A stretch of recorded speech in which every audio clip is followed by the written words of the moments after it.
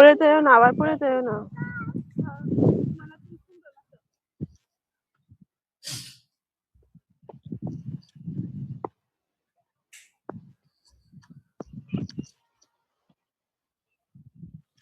আচ্ছা, আপনারা কেমন আছেন সবাই? জি ভাই, আলহামদুলিল্লাহ ভালো। আপনি কেমন আছেন? হ্যাঁ, ভালো আছি।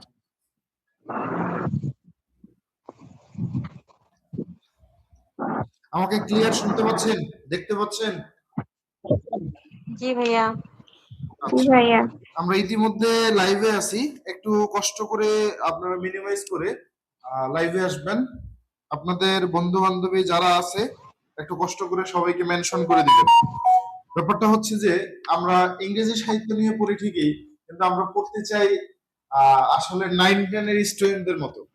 আমরা পড়াশোনা করি অনার্সে, কিন্তু আমরা অনার্সে এসেও পড়তে চাই 9-10 এর বাচ্চাদের মতো। কেন? শুরুতেই যে কথাটা বলতে চাই, একটা বিষয় খেয়াল করবেন, আমরা অনেকে মুখস্থ করে করে পড়তে চাই ইংলিশ লিটারেচারটাকে, সাহিত্যটাকে মুখস্থ করে আমরা লিখি। কিন্তু আসলে সাহিত্য যদি মুখস্থ করতে হতো বা অনার্সে এসে মুখস্থ করে পড়াশোনা করতে হতো, তাহলে এই অনার্সটা আপনার জন্য মানে মূলত হতো না। যদি মুখস্থ করে লিখতে হতো তাহলে অনার্সটা আপনার থেকে ভালো করতে পারতো 9-10 এর স্টুডেন্টরা। কারণ আমাদের থেকে আপনাদের থেকে 9-10 এর বাচ্চারা অনেক বেশি মুখস্থ করতে পারে, তাহলে তাদেরকেই দিত। তাহলে কেন আপনাদেরকে দিল? অবশ্যই জিনিসগুলো বুঝে বুঝে প্রত্যেকটা বিষয়ের খুঁটিনাটি জেনে আপনার বিষয়টাকে আত্মস্থ করতে হবে এবং সেটাকে পরবর্তীতে পরীক্ষার খাতায় বা আপনার সেই জ্ঞানটাকে আহরণ করে সেটা আপনার জীবনে প্রতিফলিত করতে হবে। বুঝতে পেরেছেন? কিন্তু আমরা সেটা করি না। আমরা অনেকেই ফার্স্ট ইয়ার পাশ করে অনার্স শেষ করে ফেলেছি, কিন্তু আমাদের সাহিত্যের যে বেসিক জিনিসগুলো, সেই বেসিক জিনিসগুলো আমরা শেষ করতে পারি নাই। ফার্স্ট ইয়ার থেকে যারা আমার কাছে পড়েছিলেন, আমি চেষ্টা করেছিলাম অনেকেরই এই বেসিক গুলো ক্লিয়ার করার, কিন্তু আমি জানি না যে দিন শেষে আপনারাও সেটা ক্লিয়ার করতে পেরেছিলেন কিনা। আসলে আপনাদের কাছে আমার একটা প্রশ্ন, যে একটু জানাবেন যে বেসিক নিয়ে আসলে আপনাদের সমস্যা আছে কিনা, অরিজিনালি আপনারা বেসিক নিয়ে কখনো ঝামেলায় পড়েছেন কিনা, একটু জানাবেন। কি ভাইয়া? ভাইয়া এই জায়গায় তো বোটা পুরোপুরি দেখা যাচ্ছে না, লাইভ দিলে ভালো হতো। আমি কথাটা শুরুতেও বলেছিলাম যে মিটের মধ্যে ক্যামেরাটা একটু ঝামেলা করতেছে। যদি খুব ঝামেলা মনে হয়, সমস্যা মনে হয়, তাহলে প্রয়োজনে একটু লাইভে চলে আসেন। লাইভটা আশা করি ক্লিয়ার আছে। যারা লাইভে দেখতেছেন একটু জানাবেন লাইভে ক্লিয়ার দেখা যাচ্ছে, প্লাস হচ্ছে যে শুনতে পাচ্ছেন ক্লিয়ার।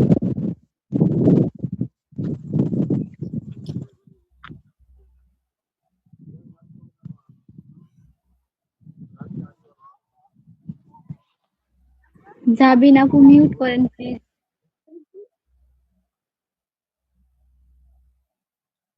লাইভের লিংক কই? লাইভের লিংকটা কেউ শেয়ার করে নাই? আমাদের বিদ্যাকুঞ্জ পেজের মধ্যে দিলাম তো, বিদ্যাকুঞ্জ, শেয়ার দিয়ে দিয়েছি তো। হ্যাঁ, প্রত্যেকটা আপনারা যে যে গ্রুপে যুক্ত আছেন সেখানে লাইভটা খেয়াল করেন, লাইভের লিংক দেওয়া হয়েছে। এবং আমাদের মিটে যতজন মেম্বার জায়গা আসলে নির্দিষ্ট, আমাদের মিট পরিপূর্ণ বা মিট ফুল হয়ে গেছে, এই জন্য বাইরে থেকে আপাতত কেউ মিটে যুক্ত হতে পারতেছেন না। বাকি সবাই একটু কষ্ট করে লাইভে চলে আসবেন। আমি আপনাদের প্রত্যেকটা কথা, প্রত্যেকটা শব্দ আমি লাইভের কমেন্ট থেকে দেখবো এবং হচ্ছে যে আলোচনা করে দিব। যেহেতু হচ্ছে দীর্ঘ একটা সময়ের আলোচনার ব্যাপার, পুরো একটা বেসিক 2টা ক্লাসে শেষ করতে চাই। আজকে একটা ক্লাস, আগামী 26 তারিখে মেবি একটা ক্লাস আছে। এই 2 দিনে 24 তারিখ 26 তারিখ, এই 2 দিনে পুরো বেসিকটাকে শেষ করার চেষ্টা করব। আমাদের মেইনলি সাহিত্য জিনিসটা কি, বা সাহিত্যটা শুরু হচ্ছে কোথা থেকে, সাহিত্যের ভাগগুলো কি কি, এই ব্যাপারগুলো থেকে জানা উচিত। কে বলতে পারবেন সাহিত্য জিনিসটা কি?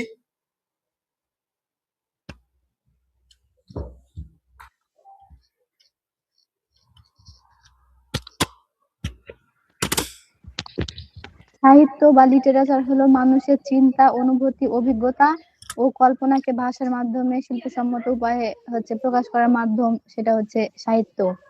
কালকে জাহিদ ভাইয়া পড়াইছে। বিষয়টাকে অসাধারণভাবে উপস্থাপনের নাম সাহিত্য। যদি গতকালকে এটা পড়ে থাকেন খুবই ভালো কথা। তারপরও একটু বলি, সাহিত্য হচ্ছে আমাদের মানুষের মনের যে চিন্তা ভাবনা, আমাদের মানুষের চিন্তা, অনুভূতি, অভিজ্ঞতার যে শৈল্পিক প্রকাশ। এবং প্রকৃতপক্ষে সাহিত্যের উদ্দেশ্য শুধু বিনোদন নয়।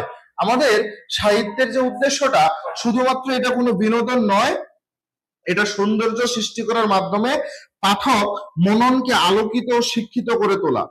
একটা ব্যাপার যদি আমরা চিন্তা করি যে আমাদের এই যে হচ্ছে যে একটা সেন্টেন্স যদি আমি শুরুতেই লিখি, একটা সেন্টেন্স খেয়াল করেন। আচ্ছা, বোর্ডটার কালারটা একটু চেঞ্জ করে নিই না।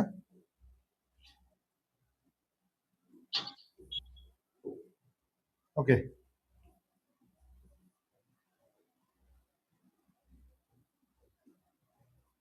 কি লিখেছি? The sunrise. দ্য সানরাইজেস অর্থ কি? সূর্য উঠে। এটাকে আমরা বলতে পারি, এটা হচ্ছে আমাদের একটা জেনারেল সেন্টেন্স, জিএস বলতে পারি। এটা একটা জেনারেল সেন্টেন্স। তাহলে এটা লিটারেচার ফর্মটা কেমন হবে, বা লিটারেরি ফর্মটা কেমন হয়? এটা লিটারেরি ফর্মটা হয় বা কবিতায় ব্যবহার করা হয় বা সাহিত্যের মধ্যে ব্যবহার করা হয় দ্য গোল্ডেন সান। কি বলা হয়েছে? The golden San.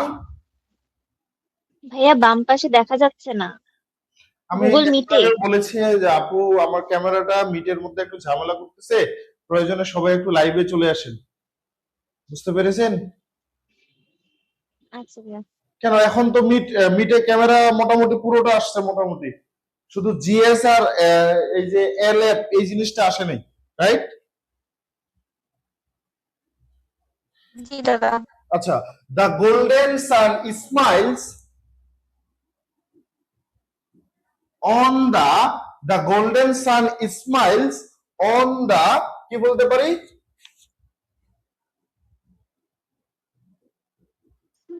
স্লিপিং। পার্থক্যটা কোথায়?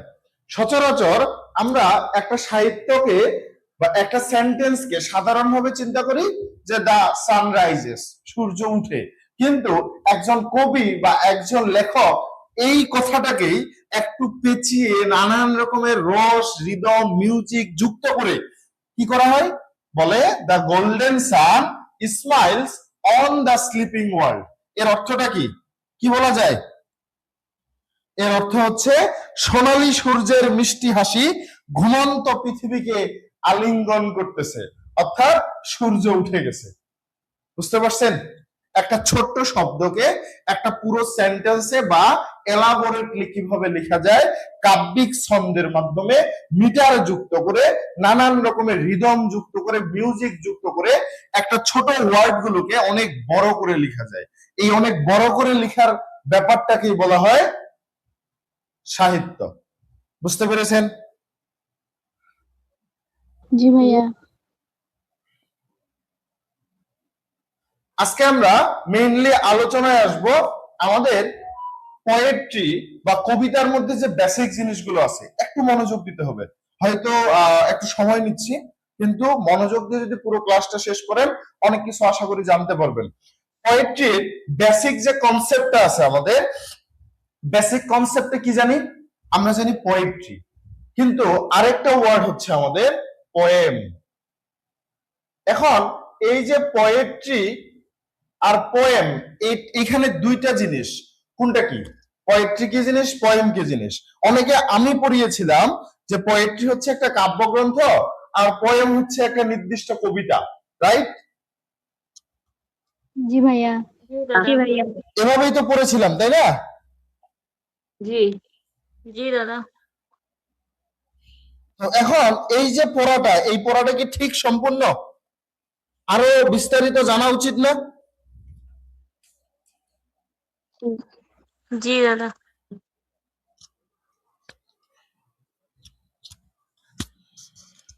তাহলে এখন খেয়াল করেন, আমরা আজকে জানবো what is a poetry, poetry কি জিনিস, পোয়েট্রির যে মেজর টাইপ গুলো আছে, মেজর বা মেইন টাইপ গুলো, সেগুলো অবজেক্টিভ এবং সাবজেক্টিভ পোয়েট্রি কি কি আছে এবং আমাদের পোয়েটিক ফর্ম গুলো কি কি আছে, এই বিষয়গুলো আমরা সম্পূর্ণ জানার চেষ্টা করব। দেন আমরা এখানে আপনাদের সেই ফার্স্ট ইয়ার থেকে দেখা একটা ব্যাপার আমরা সুন্দর করে এখানে নিয়ে আসার চেষ্টা করেছি। আশা করি যারা লাইভে দেখতেছেন ক্লিয়ার দেখতে পাচ্ছেন। মিটে একটু কেটে যাচ্ছে একটা সাইড, রাইট? এখন মিটে এটা ঠিক করতে গেলে লাইভে কেটে যাচ্ছে। তো খেয়াল করেন, এই যে পোয়েট্রি মূলত আমাদের দুই ধরনের হয়ে থাকে। একটা হয়ে থাকে অবজেক্টিভ পোয়েট্রি, একটা হয়ে থাকে সাবজেক্টিভ পোয়েট্রি। এখন অবজেক্টিভ পোয়েট্রি আর সাবজেক্টিভ পোয়েট্রিকে নানাভাবে ভাগ করা যায়। অবজেক্টিভ পোয়েট্রি দুই রকমের হয়, ন্যারেটিভ পোয়েট্রি এবং হচ্ছে আমাদের ড্রামাটিক পোয়েট্রি। এই জিনিসগুলো কোনো পরীক্ষাতেও আসবে না, কোথাও আসবে না, কিন্তু এগুলো আমাদের বেসিক, এগুলো জানতে হবে। যেমন একটা অঙ্ক করতে গেলে বা একটা গণিত করতে গেলে কিছু বেসিক জিনিসপত্র জানতে হয়। 1 আর 2 মিলে যে 12 হয়, এই জিনিসটা যে জানতে যেমন হয়, ঠিক আমাদের সাহিত্য পড়তে গেলে এই বিষয়গুলো সম্পর্কে ক্লিয়ার হওয়া উচিত। যেমন ন্যারেটিভের মধ্যে এপিক, ব্যালাড, ম্যাট্রিক্যাল রোমান্স, এই তিনটা জিনিস পাই।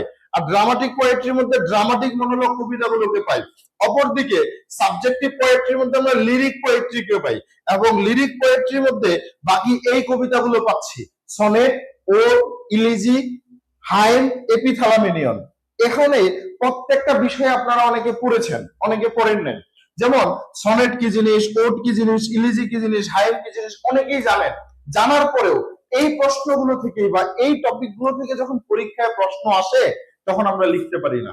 সাপোজ ফার্স্ট ইয়ারে পূর্বের সিলেবাসে পড়া হয়েছিল ওড টু অটাম, এখন প্রশ্ন আসলো discuss ode to autumn as a ode, তখন আমরা লিখতে পারি না, তখন আমাদের প্রশ্নটা মুখস্থ করতে হয়। কেন?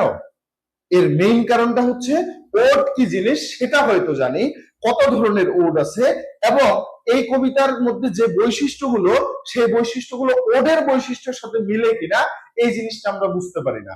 আমরা শুধু ওড পড়েছি, হ্যাঁ এটাকে প্রশংসামূলক কবিতা বলা হচ্ছে, কিন্তু ওডের যে বৈশিষ্ট্যগুলো আছে, ওড যে 3 ধরনের, পিন্ডারিক ওড, হোরাসিয়ান ওড, ইরেগুলার ওড, এগুলো আমরা আর মাথায় নেই না। ঠিক সেরকমই আমরা ইলিজির কথাটাও বলতে পারি। আমরা জানি ইলিজি মানে শোকগাথা, কারো মৃত্যুতে হচ্ছে শোক প্রকাশ করা হয়, কিন্তু এই ইলিজি যে আরো কয়েক ধরনের হয় এটা আমরা বুঝি না। এই ইলিজিকে ক্লাসিক্যাল সময়ে কিভাবে লেখা হইতো, বর্তমান সময়ে কিভাবে লেখা হচ্ছে, এই ব্যাপারগুলো আমাদের অজানা রয়ে গেছে। বুঝতে পেরেছেন?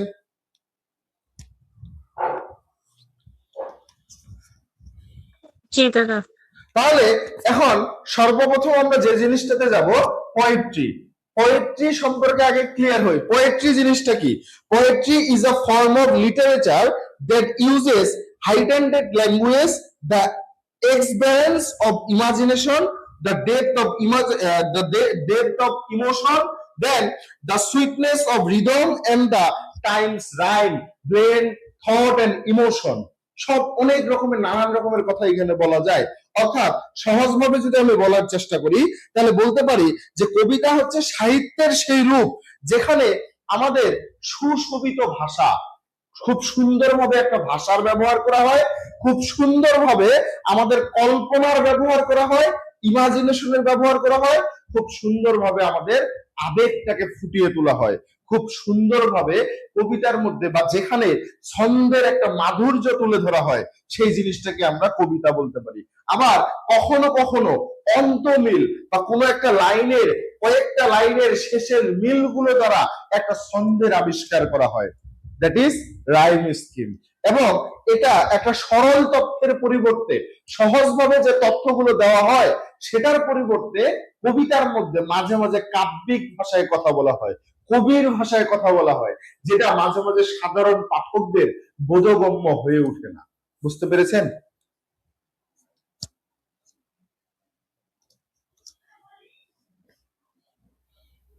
কথা বলে ক্লিয়ার হইছে?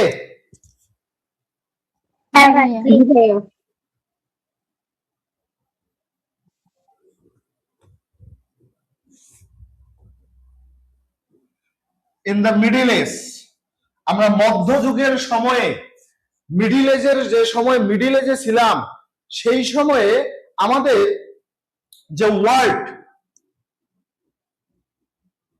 পোয়েট্রি, এই যে ওয়ার্ডটা, এই পোয়েট্রি অর্থ ছিল লিটারেচার।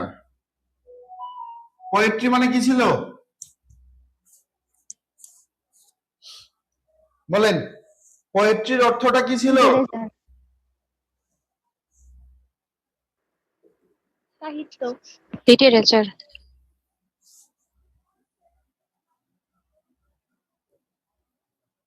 এই পোয়েট্রির অর্থ ছিল লিটারেচার। কোন সময়ে? আমাদের মিডিল এজের সময়। মিডিল এজের সময় এই পোয়েট্রির অর্থটা ছিল লিটারেচার। বাট এই পোয়েট্রি কোন নাম ছিল? এটা কোন নাম বলেন? কমন। এই পোয়েট্রি হচ্ছে আনকাউন্টেবল নাউন। কোন ধরনের নাউন? আনকাউন্টেবল। Uncountable noun. তাহলে এটার কাউন্টেবল ফর্মটা কি হবে?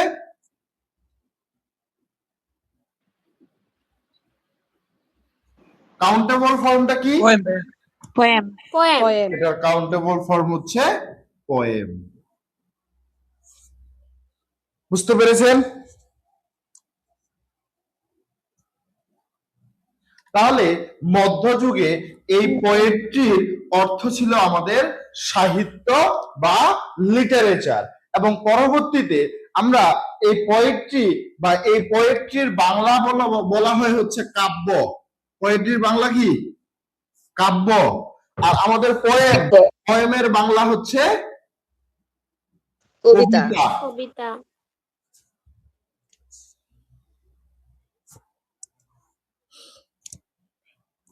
এই মিটের মধ্যে কেন যে এই ঝামেলাটা হচ্ছে হঠাৎ করে বুঝতেছি না। আচ্ছা, এবার দেখতে পাবেন। দেখা যায় পুরোটা যা লিখেছি? জি ভাইয়া, দেখা যায়। জি ভাই, দেখা যায়।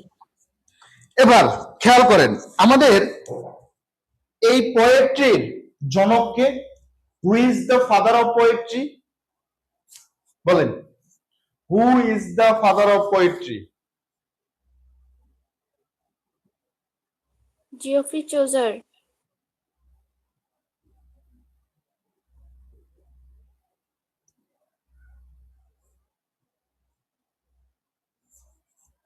কে ছিল ফাদার অফ পোয়েট্রি?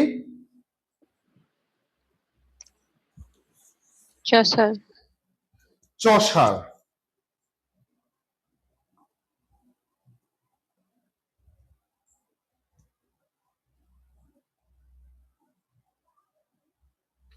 বানান ঠিক আছে নাকি আর ই ওয়াই হবে?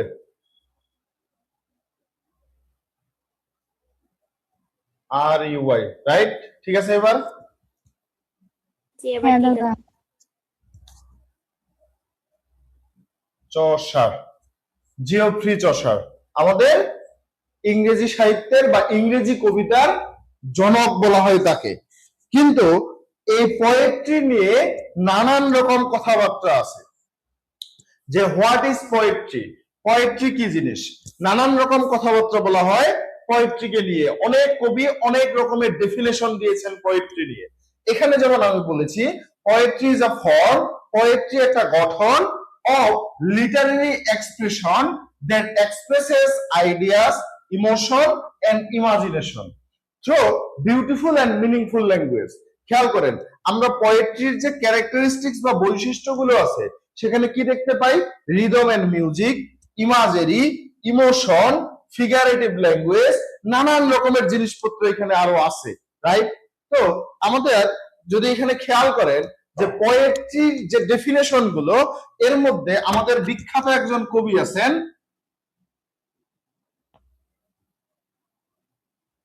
William Wordsworth. এই উইলিয়াম ওয়ার্ডসওয়ার্থের ডেফিনেশনটা সর্বজন গৃহীত, সবাই এটাকে মনে রাখে। তাহলে এই সর্বজন গৃহীত আমাদের ডেফিনেশনটা কি ছিল? Poetry is the spontaneous overflow of powerful feelings. It takes its origin from emotion recollected in tranquility. Poetry is the spontaneous overflow. Poetry is the spontaneous overflow of powerful, তারপর কি?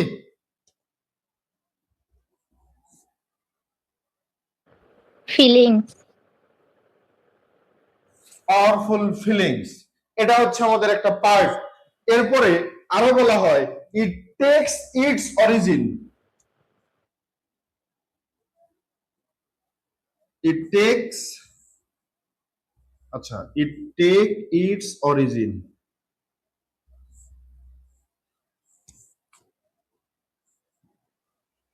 ইট টেকস ইটস, জি ভাইয়া, its origin from emotion to emotion recollected, right?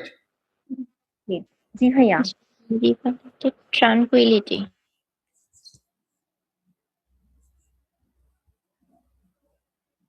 Collected, emotion recollected in tranquillity, ট্রানকুইলিটি।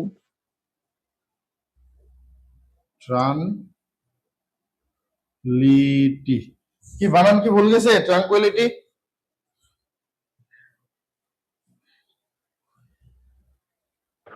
তো এখানে কি বলা হচ্ছে, আমাদের এই যে কবিতাটা, এটা হচ্ছে স্পন্টেনিয়াস ওভারফ্লো, অর্থাৎ এই কবিতা হচ্ছে প্রবল আবেগের একটা স্বতঃস্ফূর্ত ওভারফ্লো বা একটা উচ্ছ্বাস, একটা পাওয়ারফুল ফিলিংস, একটা শক্তিশালী অনুভূতি। এবং এটা কি করে, এটা আমাদের একেবারে স্মৃতি থেকে বা পূর্বের স্মৃতির আবেগ থেকে জন্ম হয়ে আসে। একটা কবিতা এভাবেই সৃষ্টি হয়। নানান মানুষ আরো নানান কবি নানান ভাবে আমাদের পোয়েট্রির ডেফিনেশন দিয়েছেন। তাহলে আমরা পোয়েট্রির মধ্যে সচরাচর কি কি দেখতে পাবো?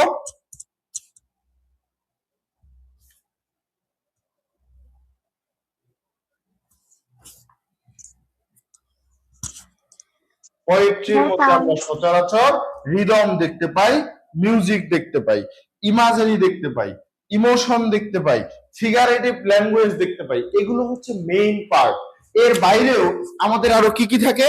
আমাদের নেচার থাকে, থিম হিসেবে নেচার থাকে, নানান রকমের লিটারারি ডিভাইস থাকে, সেগুলোর মধ্যে সিমিলি, এলিটারেশন, অ্যাসোনেন্স, কনসোনেন্স, পার্সনিফিকেশন, পান, রাইট? এইসব জিনিসগুলো আমরা দেখতে পাই।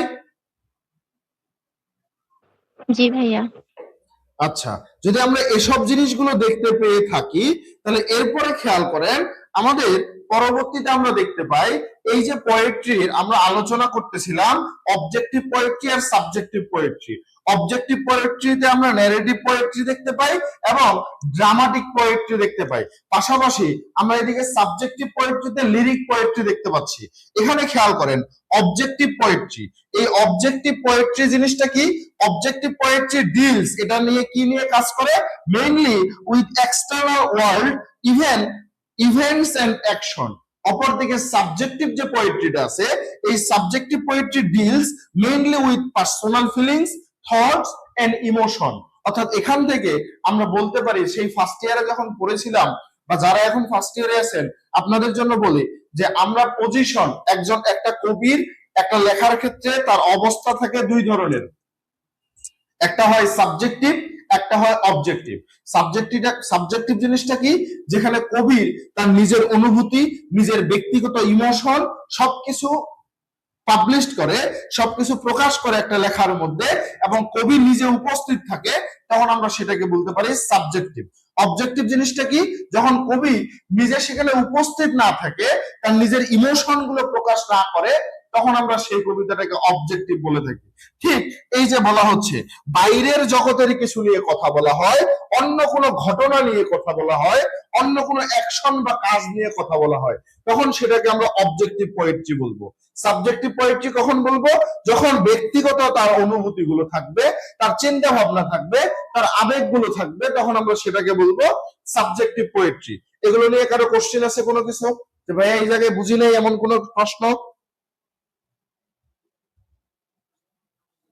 বলেন। না ভাইয়া, বুঝতে পারছি। আচ্ছা, এরপরে এখন খেয়াল করেন অবজেক্টিভ পোয়েট্রি, যেটাকে বলতে পারি বাংলায় বস্তু নির্ভর কবিতা। এই বস্তু নির্ভর কবিতাগুলোকে যদি আমরা খেয়াল করি, অবজেক্টিভ পোয়েট্রি জিনিসটা কি? Poetry is the poetry which deals with external world, events, action and characters. Already যেগুলো নিয়ে আমি কিছুক্ষণ আগে আলোচনা করেছি। অবজেক্টিভ পোয়েট্রির ক্যারেক্টারিস্টিক্স বা বৈশিষ্ট্যগুলো জানা দরকার। অবজেক্টিভ পোয়েট্রির বৈশিষ্ট্যগুলো কেমন হয়? অবজেক্টিভ পোয়েট্রি গুলো আমাদের এক্সটার্নাল রিয়েলিটি বা ফ্যাক্টস নিয়ে কাজ করে, বাইরের কোনো কিছু, যার কবির মনের ভিতরের না, বাইরের কোনো জিনিস নিয়ে কথা বলে। তারপরে deals with action, events and stories, অন্য কোনো গল্প, অন্য কোনো ঘটনা, অন্য কোনো কাজ নিয়ে তিনি এই কবিতায় কথা বলেন।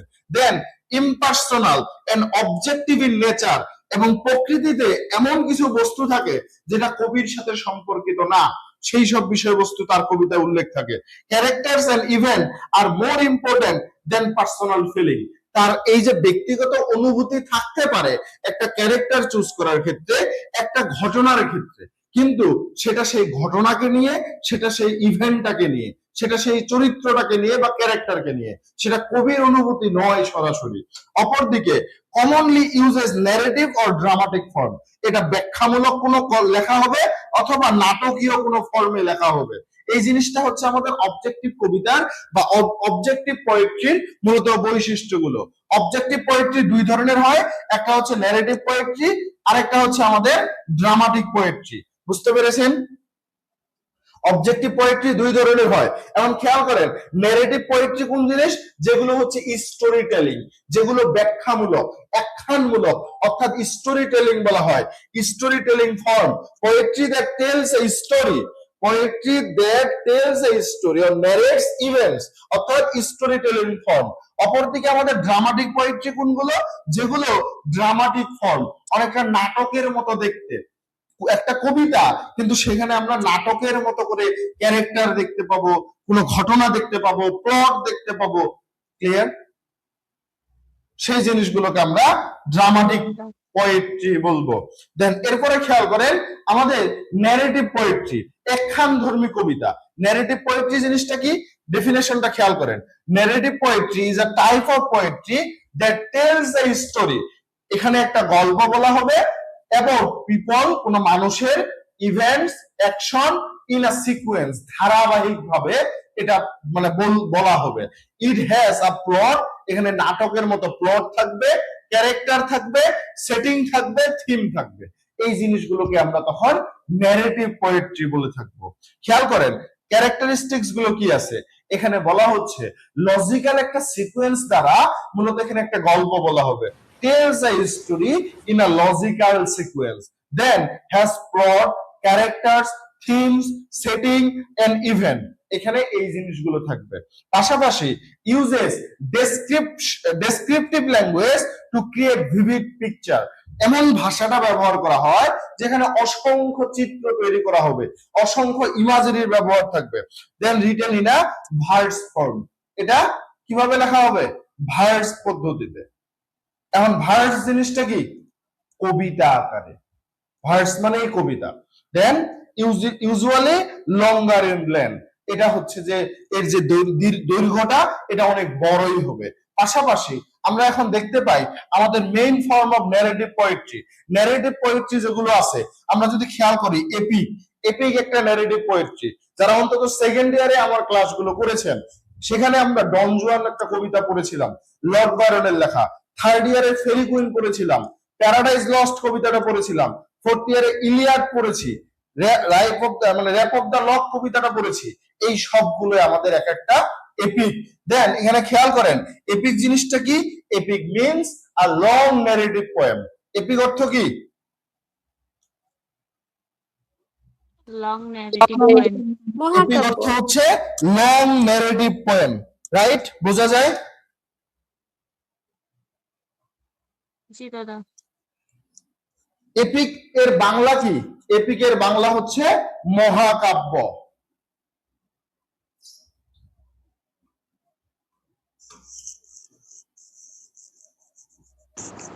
হেই মেয়ে কথা কম কোন আপনার নেহা বার্তাইছিলে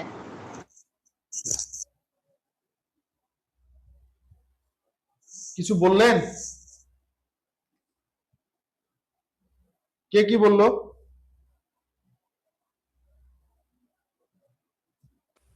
তারা বাইরের।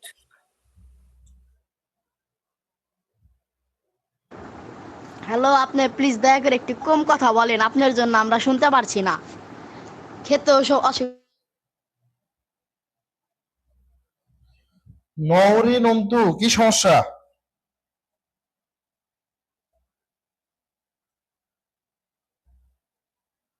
নৌরি নন্তু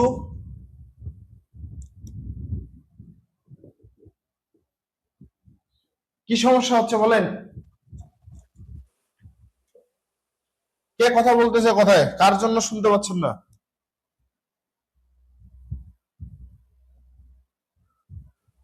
দাদা বাদ দিন, আপু মনে হয় ফ্যামিলি সহ ক্লাস করতেছেন।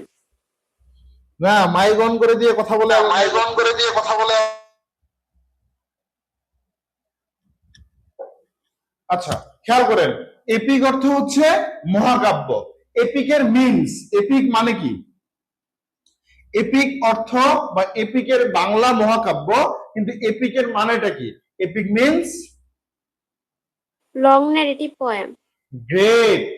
Epic means great. এপিক হচ্ছে একটা long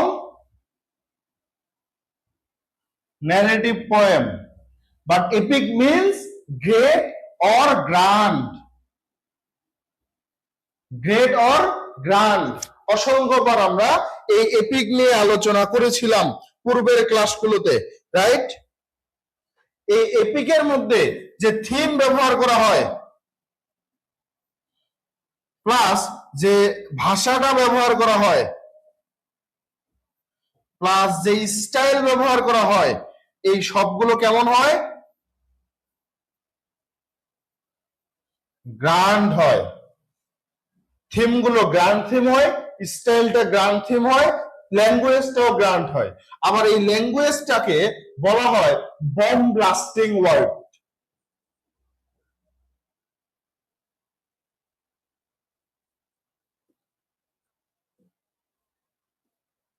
bomb blasting words use হয়, বুঝতে পারছেন?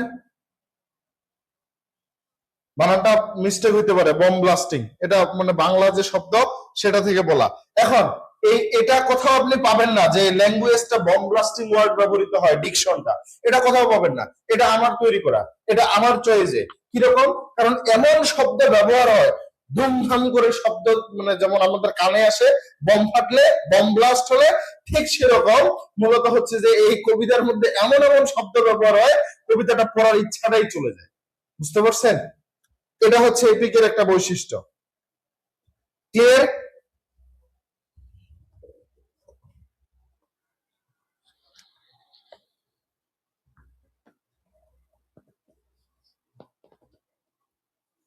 কথা বলেন, বুঝতে পারছেন কিছু? জি স্যার। আচ্ছা, খেয়াল করেন এখন এই যে এপিক, এপিক কি জিনিস? Epic is a long narrative poem that tells the heroic deeds and adventure of a great hero or a nation. একটা জাতির, একটা নায়কের বা একজন নায়কের একটা ভ্রমণমূলক বা অ্যাডভেঞ্চার মূলক একটা যাত্রা থাকবে, এবং হিরোইক ডিডস থাকবে, তার কিছু কার্যক্রম থাকবে একজন হিরোর। এখানে বলা হচ্ছে কি কি থাকবে? লং ন্যারেটিভ হবে, হিরোইক ডিডস হবে, একজন গ্রেট হিরো থাকবে, গ্র্যান্ড ইভেন্টস থাকবে। এখন আমি থিমটা নিয়ে বলি। আমি যে বললাম গ্র্যান্ড থিম হবে, গ্র্যান্ড জিনিসটা কি? গ্র্যান্ড মানে বিখ্যাত, অনেক বড়। যেমন একটা এপিক যখন লেখা হয়, যেমন প্যারাডাইজ লস্ট, জন মিল্টন লিখেছিল। এই প্যারাডাইজ লস্ট এপিকটাতে, অথবা গতকালকে মেবি আপনারা পড়েছিলেন বিয়োল্ফ, পড়েছিলেন বিয়োল্ফ সেকেন্ড ইয়ারের লিটারেচারে। এই যে বিয়োল্ফ, এটাও একটা এপিক। এখন ব্যাপারটা চিন্তা করেন, এই বিয়োল্ফের লেখককে এটা অজানা, কিন্তু এই বিয়োল্ফের কার্যক্রমগুলো খেয়াল করেন। এখানে যে ঘটনাটা দেখানো হয়েছে, যে থিমটা নিয়ে লেখা হয়েছে, এটা কিন্তু ছোটখাটো থিম না। এখানে রাক্ষস নিধনের কথা বলা হয়েছে, অর্থাৎ রাক্ষসদেরকে মেরে ফেলা হয়েছিল, গ্রেন্ডেলের মাকে মেরে ফেলা হয়েছিল। এবং খেয়াল করেন, একটা এপিকের মধ্যে একজন হিরো থাকবে, যেই হিরো বড় বড় যুদ্ধে অংশগ্রহণ করবে, বড় বড় ফেস্টে অংশগ্রহণ করবে। ফেস্ট মানে খাওয়া দাওয়া, ভোজের যুক্ত হবে। অর্থাৎ এই যে গ্রেন্ডেলকে যখন মেরে ফেলা হলো, তখন রাজা বিয়লকে নিয়ে সবাইকে নিয়ে খাওয়া দাওয়ার আয়োজন করেছিল এবং সেখানেই কিন্তু গ্রেন্ডেলের মা এসে কি করেছিল, হামলা করেছিল, রাইট? এবং আরেকটা কথা বলি, আন্ডার ওয়াটার অর্থাৎ পানির নিচের যাত্রা থাকবে বা আন্ডার ওয়ার্ল্ডে যাত্রা থাকবে। খেয়াল করেন গ্রেন্ডেলের মাকে কোথায় গিয়েছিল তার সাথে যুদ্ধ করার জন্য? পানির নিচে গিয়েছিল, বিয়ল গিয়েছিল। তো এই ব্যাপারগুলো প্রত্যেকটাই এক একটা এপিকের বৈশিষ্ট্য। খেয়াল করেন আমাদের কি ক্যারেক্টারিস্টিক্স কি, এই এপিকটা অনেক দীর্ঘ একখানমূলক কবিতা হবে। যেমন আমি প্যারাডাইজ লস্ট এর কথা বলতেছিলাম, প্যারাডাইজ লস্ট কবিতাটা কোন বিষয়ের উপর লেখা? এখানে আমাদের পৃথিবীর অ্যাকর্ডিং টু বাইবেল বা অ্যাকর্ডিং টু খ্রিস্টানোলজি, আমাদের খ্রিস্টান ধর্ম মতে এখানে বলা হয় তাদের পৃথিবীর শুরুর বা আদি মানব ছিল হচ্ছে অ্যাডাম এবং প্রথম মানবী ছিল ইভ, অ্যাডাম এন্ড ইভ। এই অ্যাডাম এন্ড ইভ তারা হেভেনের মধ্যে বসবাস করেছিল। শয়তান হচ্ছে গডের সমমান হওয়ার চেষ্টা করেছিল।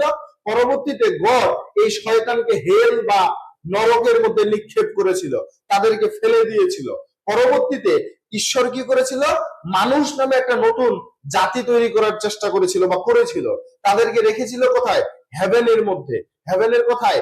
ইডেন গার্ডেনে, দ্য গার্ডেন অফ ইডেন, এখানে রেখেছিল। পরবর্তীতে শয়তান প্ররোচনা করে ইভকে এমন একটা ফল খেতে বাধ্য করে যেই ফলটার নাম হচ্ছে fruit of knowledge of fruit. এই ফলটা খেতে গড নিষেধ করেছিল ভালোভাবে, কিন্তু সেই ফলটাই তারা ভক্ষণ করেছিল এবং অ্যাডাম ভালোবাসার জন্য ইভকে যাতে শাস্তি পেতে একা না হয়, তাকে একা হারাতে না হয়, এই জন্য সেও সেই ফলটা ভক্ষণ করেছিল এবং তার ফলস্বরূপ তারা আজকে পৃথিবীতে পতিত হয়েছিল। দ্য ফল অফ ম্যান, এই থিমটার উপরে ডিপেন্ড করে প্যারাডাইজ লস্ট লেখা হয়েছিল। এই যে বিষয়বস্তুটা, এটা কি ছোটখাটো বিষয়বস্তু নিয়ে এই পিকটা লেখা হয়েছে? না, একটা গ্র্যান্ড থিম নিয়ে লেখা হয়েছে। এখানে যে স্টাইল গুলো ব্যবহার করা হয়, সেই স্টাইল গুলোর মধ্যে অনেক সময় হিরোইক কাপলেট ব্যবহার করা হয়, এই স্টাইল গুলোর মধ্যে এপিক সিমিলি ব্যবহার করা হয় বা হোমারিক সিমিলি ব্যবহার করা হয়। এই জিনিসগুলোর জন্য এপিক গুলো আমাদের গ্র্যান্ড হয়ে যায়। বুঝতে পেরেছেন? কারো কোনো প্রশ্ন আছে? যেমন এখানে কিছু বৈশিষ্ট্য দেওয়া আছে, বৈশিষ্ট্যগুলো কি কি? Long narrative poem, heroic central character, grand and serious subject, supernatural element may appear, অর্থাৎ এখানে অতি প্রাকৃত উপাদান ব্যবহার করা হবে। খেয়াল করেন আমরা বিয়লদের মধ্যেও দেখেছিলাম এখানে রাক্ষসীদের ব্যবহার করা হয়েছে, এখানে ড্রাগনকে ব্যবহার করা হয়েছে যার মুখ দিয়ে আগুন বের হচ্ছিল। তো এরা হচ্ছে মূলত আমাদের সুপারন্যাচারাল এলিমেন্ট। দেন এই যে আমরা প্যারাডাইজ লস্ট এর মধ্যে জন মিল্টনের এই প্যারাডাইজ লস্ট এর মধ্যে আমরা যে হচ্ছে যে সুপারন্যাচারাল এলিমেন্টটা কিভাবে দেখতে পাই? এখানে God, Jesus Christ, God the son, then হচ্ছে আমাদের নানান রকমের এঞ্জেলস বা ফেরেশতাদেরকে দেখতে পাই, শয়তানকে দেখতে পাই, শয়তানদের সহচরদেরকে দেখতে পাই। এরা সবাই হচ্ছে আমাদের একদিক থেকে হলো supernatural elements. Then elevated and dignified style বা grand style, then involves great advance or battle, অনেক বড় বড় যুদ্ধ থাকবে। তো এই যে আমাদের একটা এপিক বা মহাকাব্যের মধ্যে তুলনামূলক এক্সাম্পল দিয়ে বলা হয়েছে প্যারাডাইজ লস্ট, জন মিল্টনের লেখা, এবং সবচেয়ে বিখ্যাত দুইটা এপিক হচ্ছে হোমারের লেখা ইলিয়াড এবং ওডিসি।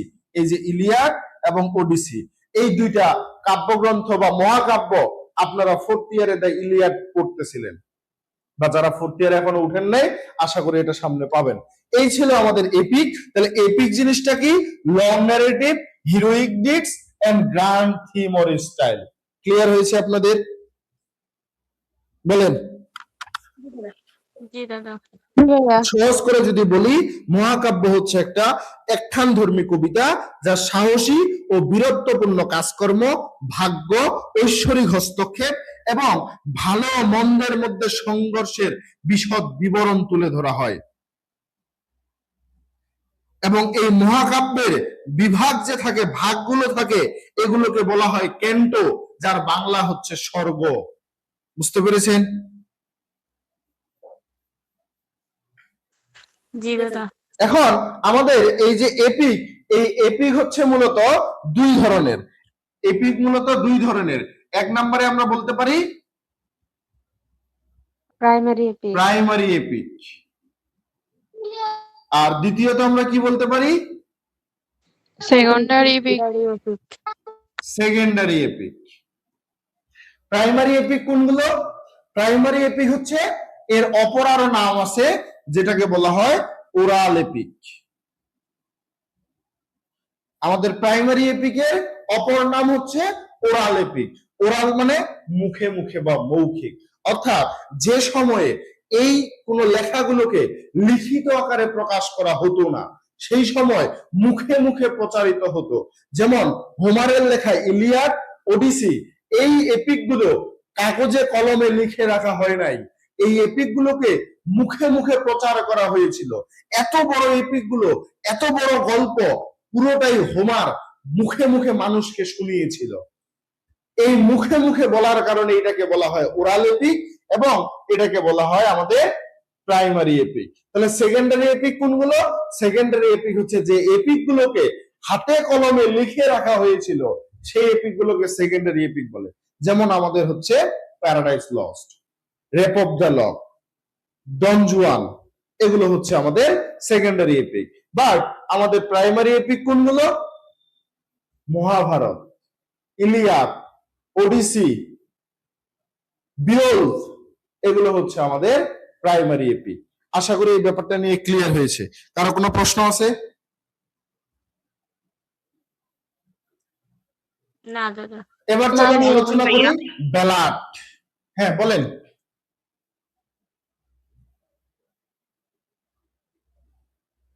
বলে ফেলেন। যারা লাইভে দেখতেছেন তারা একটু কষ্ট করে যে জায়গায় প্রশ্ন থাকবে কমেন্ট করবেন, কারণ আপনারা না বললে আমি বুঝবো কিভাবে কোন জায়গায় আপনারা বুঝতেছেন না। ভাইয়া ছবিতে না বাম পাশের কলামটা পড়ালেও দেখা যায় না।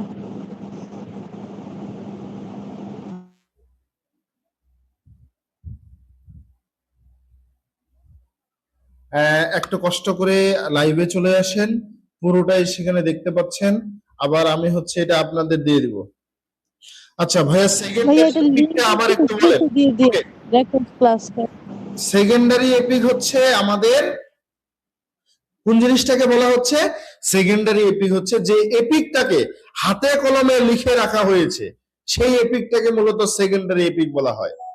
অর্থাৎ কাগজে কলমে লিখে রাখা হয়েছিল সেই এপিকটাকে সেকেন্ডারি এপিক বলা হয়।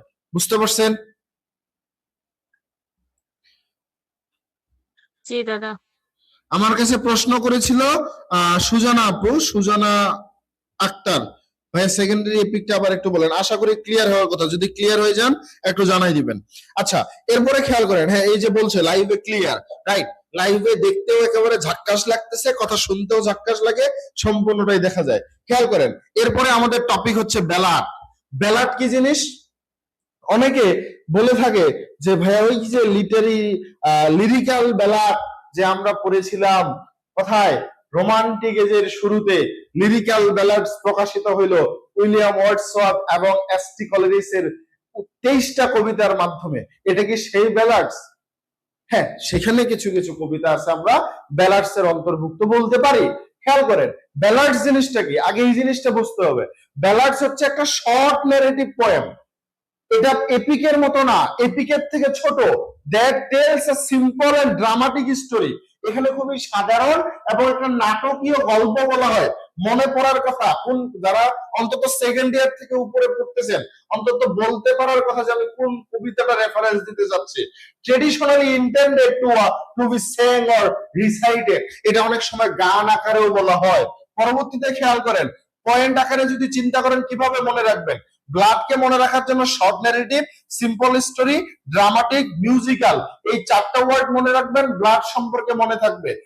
ক্যারেক্টারিস্টিক্স দেখেন, টেলস এ স্টোরি, একটা গল্প বলা হবে, ইউজুয়ালি শর্ট এন্ড সিম্পল, এটা খুবই ছোট না, একেবারে ছোট না, কিন্তু এপিকের থেকে ছোট হবে এবং খুবই সাধারণ হবে। Originally associated with song, often has dialogue and action, deals with love, tragedy, adventure, supernatural elements, এই সব জিনিসগুলো থাকবে। কি কি থাকবে আবার খেয়াল করেন, ভালোবাসা থাকবে, ট্রাজেডি থাকবে, অ্যাডভেঞ্চার থাকবে, সুপার ন্যাচারাল ইভেন্টস থাকবে, এমনকি 200 জন নাবিক পর্যন্ত সেখানে মারা যেতে পারে। বুঝতে পেরেছেন? Then uses simple and memorable language. কোথায় আমরা দেখতে পাই 200 জন নাবিক মারা গেছেন? Rime of the Ancient Mariner. Rime of the Ancient Mariner. কার লেখা কবিতা ছিল এটা? Samuel Taylor Coleridge. বলেন। Samuel Taylor Coleridge. Samuel Taylor কলেরিজের লেখা Rime of the Ancient Mariner is a famous ballad. এখন খেয়াল করেন, একটা ব্যালাড আমরা কিভাবে বলতে পারি? একটা ব্যালাড হলো সংক্ষিপ্ত ব্যাখ্যামূলক কবিতা, যা সংলাপ ও ঘটনার মাধ্যমে একটা গল্পকে তুলে ধরে। একটা রোমান্টিক লোকগীতির উৎস থেকে এসেছে এটা, এবং ছন্দময় লাইনের দ্বারা কোনো গল্পকে জীবন্ত করে তোলে। এই যে আমাদের এখানে Rime of the Ancient Mariner, মনে আছে এই কবিতাটা কি নিয়েছিল? একজন বৃদ্ধ নাবিক এক অ্যালবাট্রস পাখির জন্য তাদের জাহাজ বরফের মধ্যে আটকা থাকার পর, সেই অ্যালবাট্রস পাখিটা তাদের জাহাজে আসার পর তাদের জাহাজ আবার চলা শুরু করে। কিন্তু অবহেলার বশে এক বৃদ্ধ নাবিক সেই অ্যালবাট্রসকে হত্যা করে। সেই অ্যালবাট্রস যদি সেখানে হত্যা না হতো, তাহলে আপনাদের হাতে হাতে হয়তো অ্যালবাট্রস আজকে যেত না। বুঝতে পেরেছেন? হয়তোবা সেদিন সেখানে অ্যালবাট্রস হত্যা হয়েছিল বলেই আজকে আপনারা সেই অ্যালবাট্রস হাতে হাতে পেয়েছেন। কি অ্যালবাট্রস আছে আপনাদের হাতে? জি ভাইয়া। লাইভে যারা দেখতেছেন আমাকে জানান তো, অ্যালবাট্রস বইটা কাদের কাদের কাছে আছে? Second year, third year, fourth year? ভালো কথা। বলতে বলতে যেহেতু কথা বলতেছিলাম বলে ফেলি, আমাদের অ্যালবাট্রস ফার্স্ট ইয়ার এবং সেকেন্ড ইয়ার অর্থাৎ 24-25 এবং 25-26 আপনাদের 2 ইয়ারের জন্য অ্যালবাট্রস বইটা আসতেছে, এবং পরবর্তী প্রত্যেকটা ইয়ারের জন্য থাকবে। আপাতত সামনে 24-25 এবং 25-26 এই দুইটা ইয়ারের জন্য সেকেন্ড ইয়ার এবং ফার্স্ট ইয়ারের বই আসবে। এবার যেহেতু কোর্স বেশি, ফার্স্ট ইয়ারে অলরেডি 7টা কোর্স হয়ে গেছে, শুনতেছি আরেকটা নাকি অ্যাড হইতে পারে, যে ফার্স্ট ইয়ারে ফাংশনাল ইংলিশ কোর্সটাও নাকি চলে আসতে পারে। আর সেকেন্ড ইয়ারে অলরেডি ফাংশনাল ইংলিশ দিয়ে দিয়েছে 24-25 ব্যাচ। থার্ড ইয়ারে উঠার আগেই, এখনো সেকেন্ড ইয়ারেই তারা উঠে নেয়, কিন্তু তারা থার্ড ইয়ারে কমিউনিকেটিভ ইংলিশ নামে একটা কোর্স পাবে, সেটা এখনই বলে দেওয়া হয়েছে। এবং এমনটাও শোনা যাচ্ছে যে জাতীয় বিশ্ববিদ্যালয় এটা সেকেন্ড ইয়ার থার্ড ইয়ার না করে ফার্স্ট ইয়ার সেকেন্ড ইয়ার করতে চাচ্ছে, অর্থাৎ ফার্স্ট ইয়ারে ফাংশনাল ইংলিশ, সেকেন্ড ইয়ারে কমিউনিকেটিভ ইংলিশ। এমনটা যদি করে তাহলে মেবি এটা 25-26 সেশন থেকেও হয়ে যেতে পারে। তো এখন আমাদের বইগুলো যেহেতু আসতেছে, আর ভালো কথা, যেহেতু আমাদের প্রায় মাসখানেক ধরে ফ্রি ক্লাস চলমান, তো আমাদের এই যে সেপ্টেম্বরের 12-13 তারিখ থেকে সকল ব্যাচের আবার নতুন করে পেইড ক্লাসগুলো শুরু হচ্ছে। 10 তারিখের মধ্যে সকল ফ্রি ক্লাস বন্ধ হয়ে যাবে, এরপরে আবার পেইড ক্লাসগুলো চালু হয়ে যাচ্ছে। এই এতদিন পেইড ব্যাচের ক্লাসগুলো ফ্রিতে দেওয়া হচ্ছে। আচ্ছা, এতদিন যারা ফ্রি ক্লাস করতেছিলেন, পেইড ব্যাচে ছিলেন, আপনারা একটা আমাকে বলবেন, পেইড ক্লাস আর ফ্রি ক্লাসের মধ্যে বিদ্যাগঞ্জে কি কোনো পার্থক্য থাকে? বলেন। না ভাইয়া, কোনো পার্থক্য নেই। আচ্ছা, কোন পার্থক্য আসলে আমরা কখনো কোনো পার্থক্য করি না। আমরা যখনই ক্লাস নেই, প্রত্যেকটা ক্লাস নিজের মতো করে, আমরা যতক্ষণ পর্যন্ত শান্তি না পাই, নিজেদের স্যাটিসফিকেশন না আসে, ততক্ষণ পর্যন্ত আমরা পড়াতেই থাকি। তো ব্যাপারটা ঠিক এরকম। খেয়াল করেন, আমাদের এই যে ব্যালাড দেখতেছি, এই ব্যালাডের মধ্যে আমরা Rime of the Ancient Mariner এই গল্পটা বলতেছিলাম। সেই অ্যালবাট্রস পাখিকে হত্যা করার পর কি ঘটলো? হঠাৎ করে তাদের জাহাজ আবার এক বরফের মধ্যে আটকে গিয়েছিল। এরপর নাবিকরা 200 জন নাবিক ছিল, সাথে ওল্ড নাবিক ছিল, বৃদ্ধ একজন নাবিক, অর্থাৎ টোটাল 201 জন নাবিক ছিল। সেখানে প্রায় 200 জন নাবিক তাকে দোষারোপ করতেছিল। শাস্তি স্বরূপ সেই অ্যালবাট্রসকে তার গলায় ঝুলিয়ে দিয়েছিল। পরবর্তীতে মূলত হচ্ছে তাকে শাস্তি স্বরূপ সেই 200 জন নাবিক তার সামনে মারা গিয়েছিল। একাই একজন, এত বড় সমুদ্রের মধ্যে সেই বৃদ্ধ নাবিক একাই বেঁচে ছিল, অর্থাৎ বেঁচে থেকেও মৃত্যুর যন্ত্রণা সে ভোগ করেছিল। পরবর্তীতে তার এই শাস্তিটা কি হয়েছিল? তাকে শাস্তি দেওয়া হয়েছিল যে যতদিন সে বেঁচে থাকবে এবং মনে শান্তির জন্য এই গল্পটা তাকে মানুষের কাছে বলে বেড়াতে হবে। এরকমই একটা গল্প ছিল। অর্থাৎ এখানে অনেকগুলো ক্যারেক্টার ছিল, এখানে অ্যাকশন ছিল, এখানে ট্রাজেডি ছিল, এখানে অ্যাডভেঞ্চার ছিল, এবং এখানে সুপার ন্যাচারাল এলিমেন্ট ছিল, ইভেন্টস গুলো ছিল। এই সব বৈশিষ্ট্যগুলো Rime of the Ancient Mariner কবিতার মধ্যে আমরা দেখতে পাই, এবং খুবই সিম্পল এবং মেমোরেবল ভাষা ব্যবহার করা হয়েছে, যা সহজেই মনে রাখার মতো। তো আবার যদি খেয়াল করেন, আমাদের ফেমাস যে এক্সাম্পল গুলো আছে, সেখানে Rime of the Ancient Mariner এর পাশাপাশি এখানে আরো দুইটা কবিতা দেখতেছেন। একটা হচ্ছে আমাদের লা বেল ডেম সানস মার্সি, জন কিটসের লেখা, আর অস্কার ওয়াইল্ডের লেখা দেখতেছেন দ্য ব্যালাড অফ রিডিং গুল, গোল আর কি, রিডিং গোল।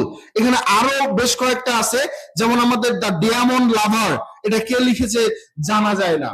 তাহলে এই যে আমাদের ব্যালাড, এই ব্যালাডের স্ট্রাকচারটা কি হয়, শুরুতে একটা গল্প থাকবে, সেই গল্পের মধ্যে অ্যাকশন থাকবে, সেই অ্যাকশনের মধ্যে অনেকগুলো ডায়লগ থাকবে, সর্বশেষ একটা ক্লাইম্যাক্স থাকবে।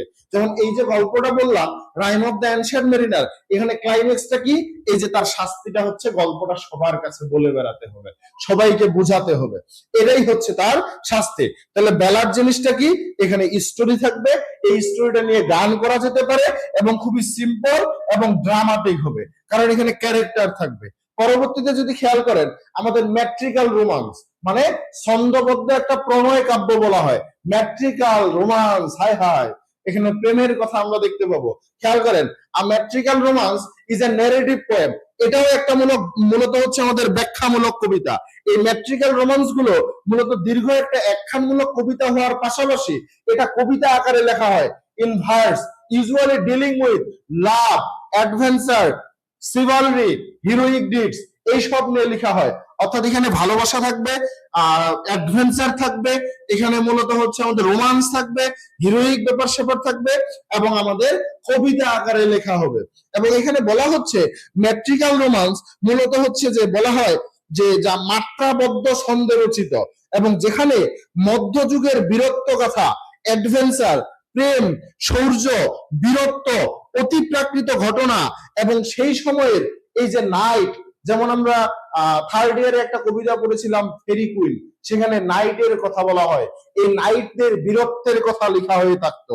এই জিনিসগুলোকে আমাদের মূলত হচ্ছে যে মেট্রিক্যাল রোমান্স বলা হয়। এখন এখানে খেয়াল করেন, এটা লেখা হয় ভার্স পদ্ধতিতে, কবিতা আকারে, ইউজুয়ালি কন্টেইনস আ লাভ স্টোরি, এখানে একটা ভালোবাসার গল্প ফুটে ওঠে। যেমন আপনারা একটা ফেরি কুইন কবিতায় দেখেছেন যে সেটা হচ্ছে একটা এপিক, বাট সেখানে আমরা লেডি উনা এবং রেড ক্রস নাইটের মধ্যে একটা প্রেম দেখতে পাই, সেটাও অনেকটা ম্যাট্রিক্যাল রোমান্সের মধ্যে পড়ে। Includes adventure and heroic deeds, feature knights, heroes, noble character, often present chivalry medieval setting. যেমন এই যে এই পাশে দেখেন ফেরি কুইন, এই ফেরি কুইনকেও আমাদের অনেকটা এপিক কবিতার বা এপিক পোয়েমের পাশাপাশি মেট্রিক্যাল রোমান্স বলা হয়ে থাকে। বুঝতে পেরেছেন?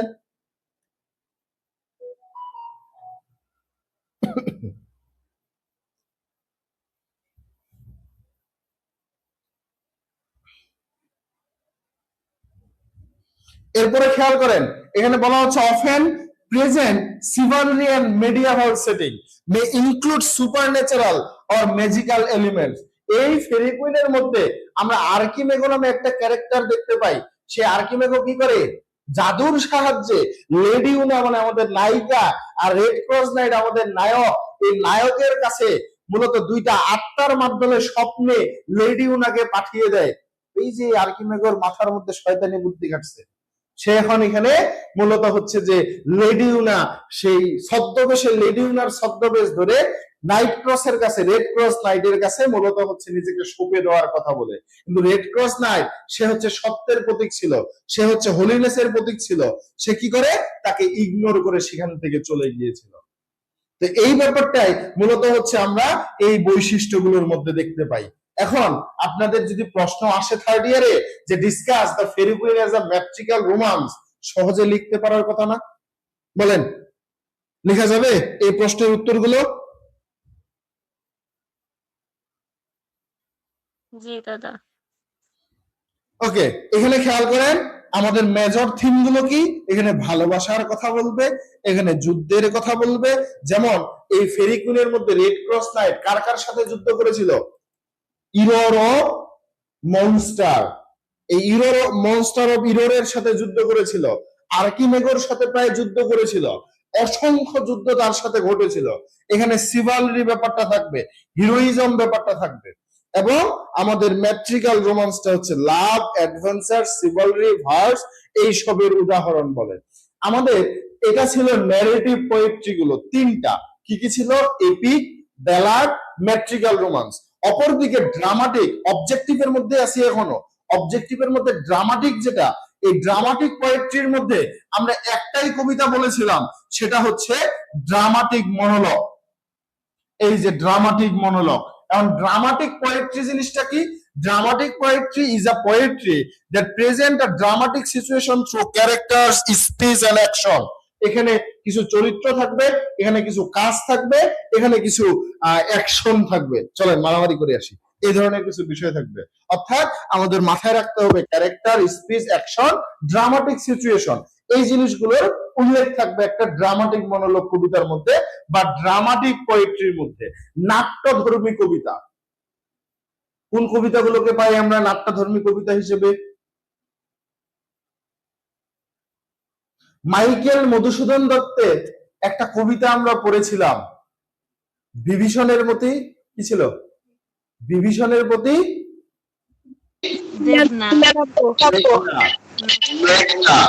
তো সেই যে কবিতাটা আমরা পড়েছিলাম বিভীষণের প্রতি মেঘনাদ, সেই কবিতার মধ্যে কি আমরা ক্যারেক্টার দেখি নাই? একটা গল্প দেখি নাই? দেখেছিলাম? বলেন তো। এই ব্যাপারগুলোই আমরা হচ্ছে বলবো যে এখানে ড্রামাটিক সিচুয়েশন আছে। এই ড্রামাটিক সিচুয়েশনটাকে আমরা দেখতে পাই। খেয়াল করেন, এখানে আমাদের ড্রামাটিক সিচুয়েশন দেখতে পাবো, এখানে আমাদের কিছু ক্যারেক্টার এবং স্পিকারের ইনভলভ দেখতে পাবো, পাশাপাশি এখানে কিছু স্পিচ থাকবে, ক্যারেক্টার গুলো বক্তব্য দিবে, পাশাপাশি তাদের ডায়ালগ থাকবে। কথা ক্লিয়ার? দেন আমরা এখানে reveals character through words or action, শব্দ বা তাদের কর্মকাণ্ড দ্বারা, অ্যাকশন দ্বারা মূলত হচ্ছে আমরা এই ক্যারেক্টার গুলোকে সে রিভিলস করবে। দেন মে কন্টেন কনফ্লিক্ট এন্ড টেনশন, এখানে দ্বন্দ্ব থাকবে, এখানে চিন্তা থাকবে।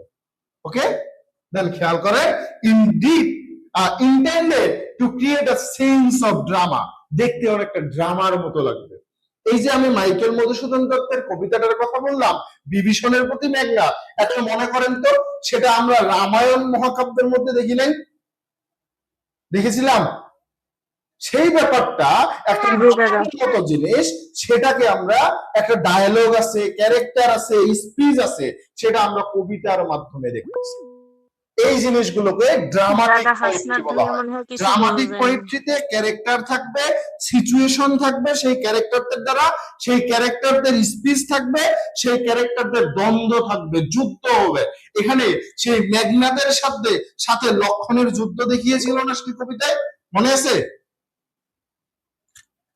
দেন এখানে রেভেলেশন থাকবে। আমার কথাগুলো কি সহজ বোধগম্য হচ্ছে সহজে, নাকি বুঝতে কষ্ট হচ্ছে? জি দাদা, বুঝতে পারছি। ওকে, এরপরে ওয়ালাইকুম কে কথা বলছে? আসসালামু আলাইকুম। ও আচ্ছা, আমাদের জাহিদ ভাই আসছেন। কেমন আছেন বলেন? ক্লাস করতেছিলাম, ক্লাস করে আরো মনটা ভালো হয়ে গেল। আসলে এত সুন্দর করে এত গভীর ভাবে কেউ বোঝায় না, আসলে মুগ্ধ হয়ে দেখছিলাম। আচ্ছা, ব্যাপার হচ্ছে যে আমি জানি না, আমি চেষ্টা করতেছি সকল তথ্যগুলো উপস্থাপন করার। বাকিরা তো আমাদের ভাইয়া আপুরা তো আছেই, তারা বলতে পারবে। কি আপনাদের লাইভেও যারা ছিল সবাই আছে, হচ্ছে যে মিটে তো আছেই, এটাই প্রমাণ করে যে হচ্ছে তারা খুবই এনজয় করছে। I think so. আচ্ছা, মিটে আজকে একটা ঝামেলা হচ্ছে, মিটে একটা অংশ কেটে যাচ্ছে, ওই যে জুমটা বেশি হচ্ছে আবার ছেড়ে দিচ্ছে, এই একটা ঝামেলায় পড়েছি আজকে।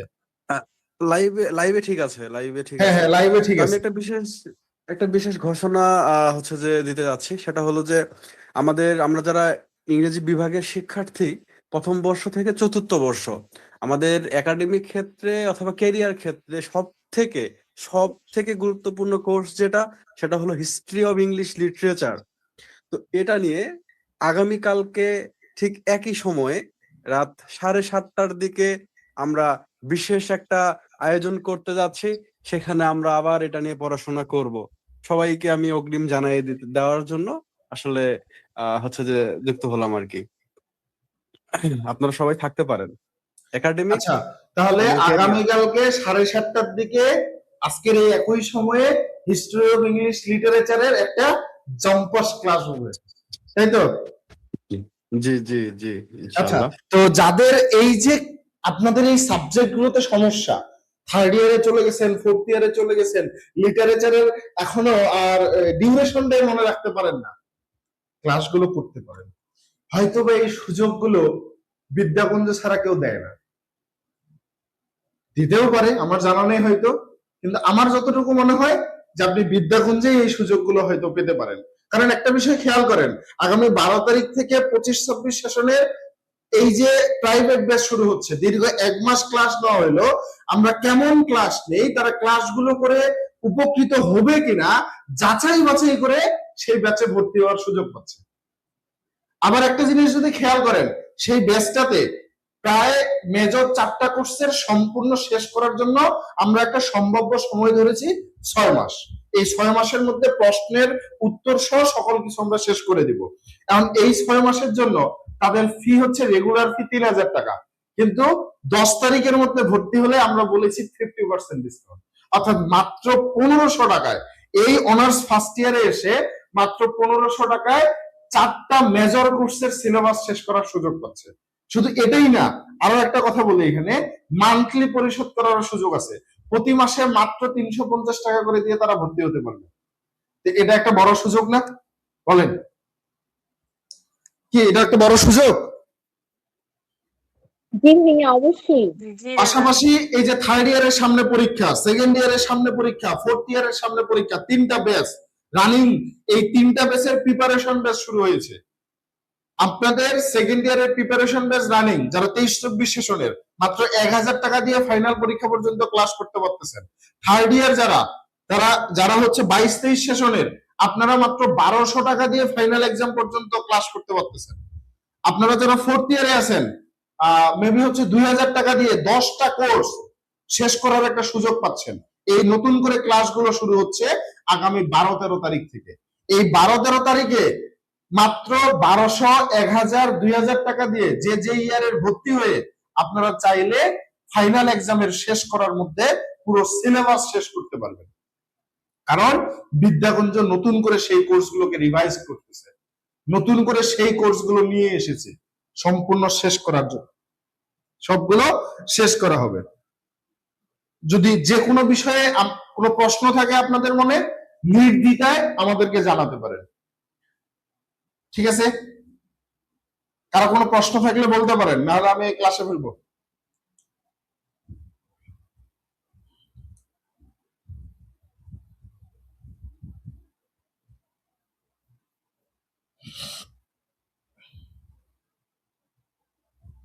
হ্যাঁ, অনেকেই কমেন্টে আসলে বলতেছেন যে এর থেকে বড় অপরচুনিটি আর আসলে কোথাও নাই। অফার অফার, এই যে যেমন আমাদের ঝুমারা আপু বলছেন যে অফার মিস করা যাবে না। দেন হচ্ছে যে আমরা এখানে দেখতে পাচ্ছি ফাহমিদা মিত আপুকে সুযোগ লুফে নেন। তারপর আমাদের এই যে মাহিরা খান স্বর্ণা আপু, ইনি বলছেন যে দারুণ সুযোগ।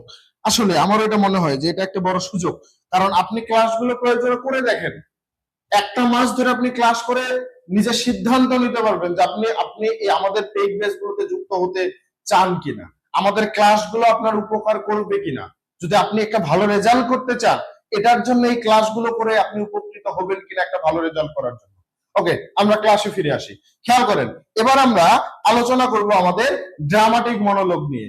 ড্রামাটিক মনোলগ ব্যাপারটা ফার্স্ট ইয়ার থেকে পড়ে আসতেছেন, গুডমোরো কবিতা পড়েছেন, ফার্স্ট ইয়ারে ইউলিসিস কবিতা পড়েছেন, কিন্তু বর্তমানে যারা আছেন নিউ ফার্স্ট ইয়ার 25-26 বা 24-25 সেশনের, আপনাদের একটু মনে করায় দেই, প্যাট্রিয়ট নামে একটা কবিতা ছিল, সেই কবিতাটা ড্রামাটিক মনোলগ ছিল। রবার্ট ব্রাউনিং এর লেখা একটা কবিতা প্যাট্রিয়ট, সেটা আমাদের ড্রামাটিক মনোলগ ছিল। একটু খেয়াল করেন, ড্রামাটিক মনোলগ জিনিসটা কি? Dramatic monologue is a lyric poem.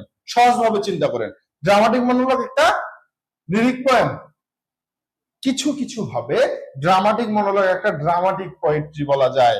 এই ড্রামাটিক মনোলগের মধ্যে আমরা একজন সিঙ্গেল স্পিকার দেখতে পাবো, যেমন আমি মাঝে মাঝে কথা বলতেই থাকি, আপনারা নীরব হয়ে আমার কথাগুলো শুনতেছেন, আপনারা কেউ কিছু বলেন না। এটাই ড্রামাটিক মনোলগ।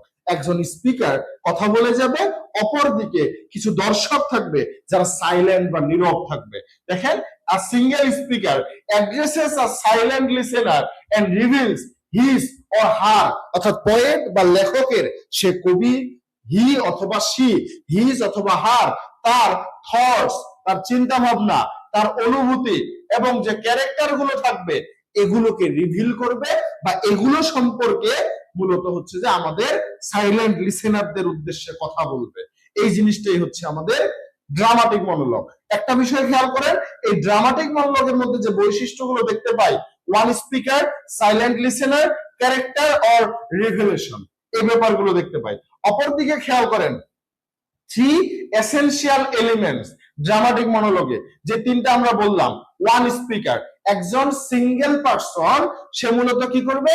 স্পিক্স, কথা বলবে থ্রু আউট দ্য পোয়েম, সম্পূর্ণ কবিতাটা নিয়ে। Silent listener, someone is present, সেখানে উপস্থিত থাকবে, বাট ডাজ নট স্পিক, তারা কথা বলবে না।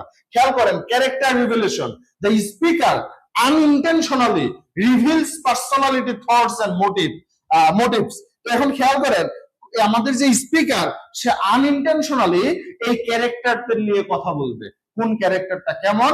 যেমন ইউলিসিস কবিতাটার কথা মনে করেন, সেখানে ইউলিসিসের এখানে যে নাবিকরা ছিল তারা ফিরে আসতে চাচ্ছিল না, তার সন্তানকে, পরিবারকে রেখে তারা যুদ্ধে গিয়েছিল, সেই ট্রয় আর গ্রিসের মহাবিখ্যাত যুদ্ধে গিয়েছিল, তারা আর ফিরে আসতেছিল না। তো এই ধরনের ব্যাপারগুলোকে আমরা ড্রামাটিক মনোলগ বলবো, যে কবিতায় স্পিকার একা কথা বলে যাবে, আমাদের স্পিচ দিয়ে থাকবে, এবং এই যে স্পিচ দিয়ে গেল, অপরদিকে আমাদের লিসেনাররা তারা শুধু শুনবে, তাদের কানের মধ্যে প্রবেশ করবে এবং সেই কথাগুলো মস্তিষ্কের মধ্যে গিয়ে রিভিল করবে। দিস ইজ আমাদের, এটাকেই বলা হয় ড্রামাটিক মনোলগ। তিনটা জিনিস মনে রাখবেন, ওয়ান স্পিকার, সাইলেন্ট লিসেনার এবং রিভিলেশন। ক্লিয়ার হইছে? যেমন আমরা থার্ড ইয়ারে পড়ে থাকি মাই last ডাসেস, the last night together, এই কবিতাগুলো আমাদের ড্রামাটিক মনোলগের উদাহরণ। এই হচ্ছে আমাদের অবজেক্টিভ পোয়েট্রির একটা পার্ট। এবার আমরা আলোচনা করব সাবজেক্টিভ পোয়েট্রি নিয়ে। খেয়াল করেন, সাবজেক্টিভ পোয়েট্রি কি জিনিস?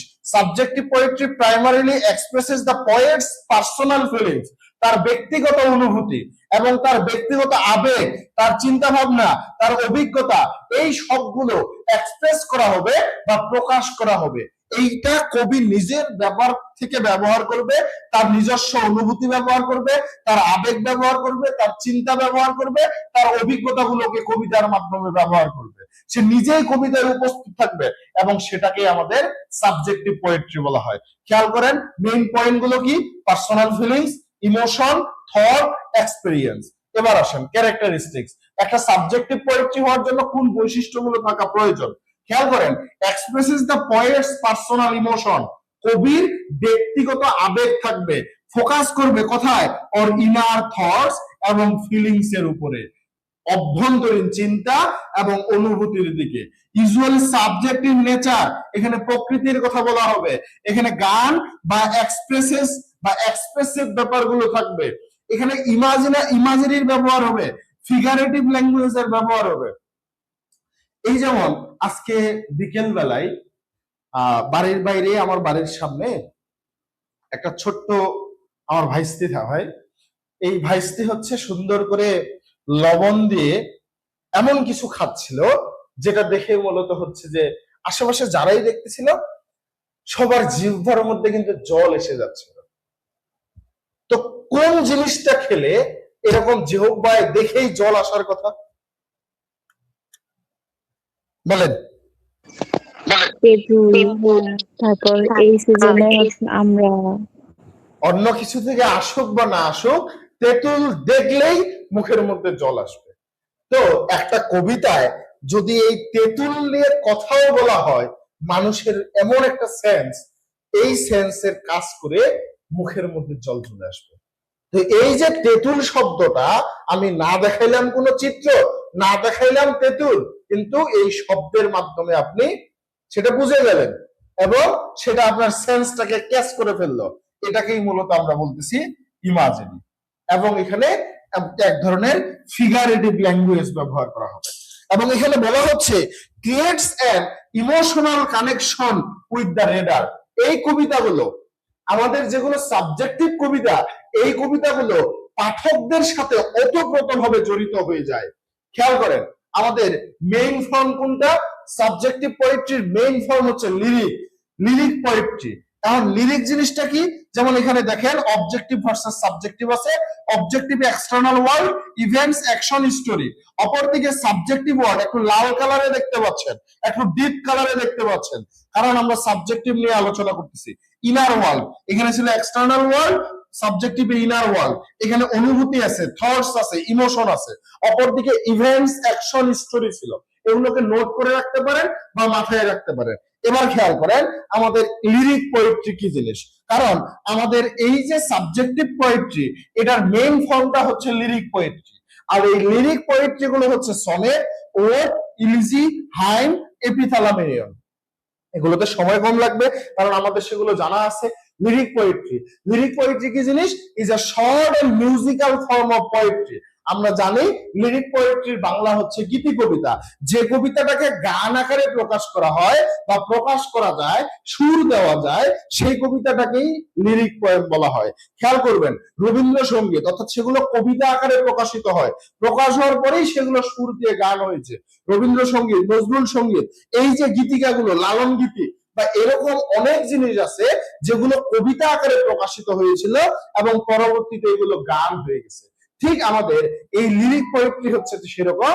এখানে মিউজিক্যাল ফর্ম থাকবে, poetry that expresses the personal feelings, emotion and thoughts of the poet. অর্থাৎ মেইনলি আপনাদের মনে রাখতে হবে শর্ট ফর্ম, এটা মিউজিক্যাল, পার্সোনাল, ইমোশনাল, এই ব্যাপারগুলো থাকবে। আমাদের লিরিক পোয়েট্রির মূলত হচ্ছে যে বৈশিষ্ট্যগুলো কি কি খেয়াল করেন। ইউজুয়ালি শর্ট ইন লেন্থ, এটা খুব বড় হবে না। খেয়াল করেন একটা সনেট হচ্ছে মাত্র 14 লাইন বিশিষ্ট। একটা ওড যদি খেয়াল করেন 60 লাইন, 70 লাইন, 120 লাইন, 130 লাইন, এই টাইপের হয়। খেয়াল করেন expresses personal feelings and emotion, musical and rhythmic quality, focus on the poet's inner thought, uses imaginary and figurative language, creates an emotional response in the reader. এই যে বৈশিষ্ট্যগুলো দেখলাম, এই বৈশিষ্ট্যগুলো আমাদের সাবজেক্টিভ মূলত পোয়েট্রির বৈশিষ্ট্যগুলোর সাথে মিলে যায়, কারণ যাহাই সাবজেক্টিভ পোয়েট্রি তাহাই লিরিক পোয়েট্রি। ক্লিয়ার? সকল লিরিক কবিতাই হচ্ছে সাবজেক্টিভ পোয়েট্রি। বুঝতে পেরেছেন? জি দাদা। তো এখানে খেয়াল করেন আমাদের important forms of lyric poetry কোনগুলো? সনেট, যেটা মাত্র 14 লাইন বিশিষ্ট একটা কবিতা। আমাদের ওড, এই ওডের মধ্যে কি করা হয়? এটা একটা সিরিয়াস পোয়েম। এই সিরিয়াস পোয়েমের মধ্যে প্রেইজ থাকে, প্রশংসা করা হয় বা রিফ্লেকশন থাকে। ইলিজি, যেটাকে আমরা পোয়েম অফ মর্নিং বলি, অর্থাৎ শোকগাথার কবিতা। হাইম, যেটা হচ্ছে আমাদের ঈশ্বরের প্রতি প্রার্থনা, ঈশ্বরের প্রতি হচ্ছে প্রেইজ বা ঈশ্বরের প্রশংসা করা, ঈশ্বরের কাছে প্রার্থনা করা, বা আমাদের এই যে ধর্মীয় মূলক যে গানগুলো সেগুলোকে হাইম বলা হয়। অপরদিকে এপিথালামিনিয়ন, যেটাকে বিয়ের গান বলা হয়। বিয়েতে যে গানগুলো আগের দিনে হতো, বিয়ের গান, সেই বিয়ের গানগুলোকে বলা হয় এপিথালামিনিয়ন। তো এখন খেয়াল করেন লিরিক জিনিসটা কি? The poet's feelings plus music plus emotion. এই যে কোর আইডিয়াটা যদি খেয়াল করেন, আমাদের লিরিক কবিতার মধ্যে পোয়েটস এক্সপেরিয়েন্স আছে, ফিলিংস এন্ড থটস থাকবে, এটাই লিরিক পোয়েম হবে।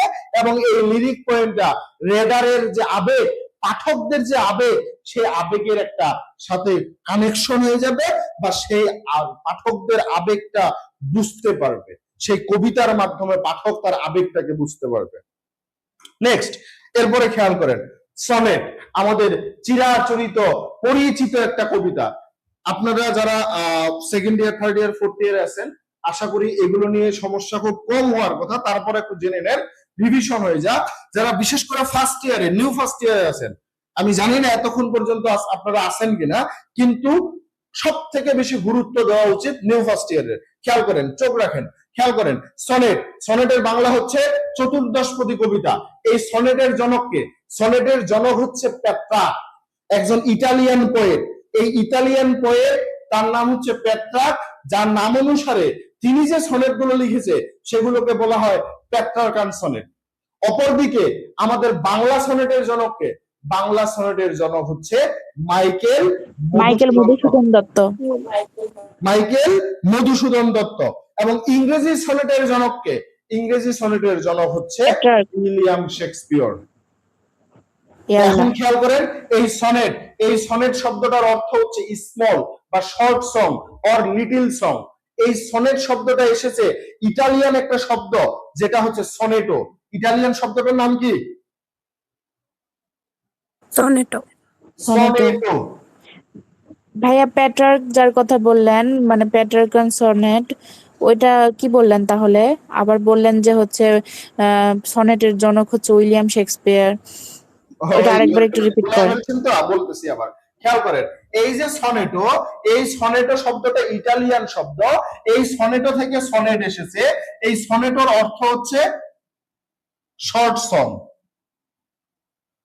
শর্ট সং অথবা লিটল সং অথবা স্মল, অর্থাৎ ছোট বোঝায়।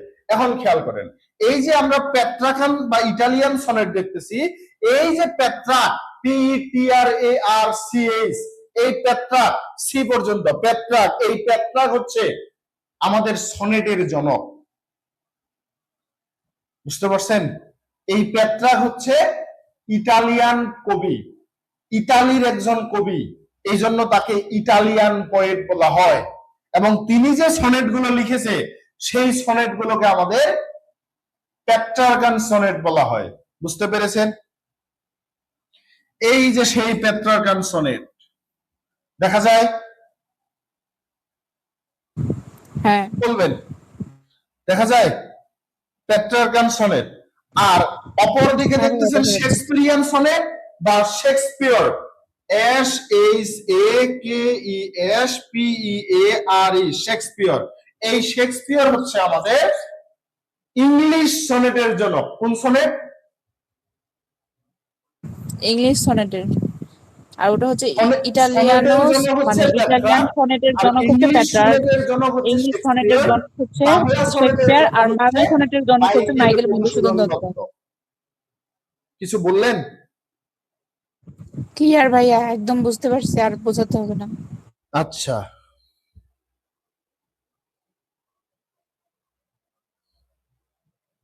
হাই হাই, এই আপনারা কমেন্টে এগুলা কি শুরু করছেন?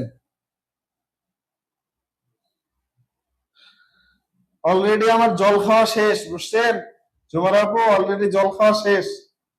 খেয়াল করেন। আচ্ছা, একটা সনেট আমরা কিভাবে বুঝবো যে এটা সনেট? একটা সনেট বুঝতে হলে যে বিষয়গুলো জানা উচিত। এই যে সনেট, এই সনেটের জন্য আমাদের 14টা লাইন থাকতে হবে। কি থাকবে? 14টা লাইন থাকতে হবে। একটা সনেট এটা কি না এটা বুঝবো কিভাবে? এখানে নির্দিষ্ট একটা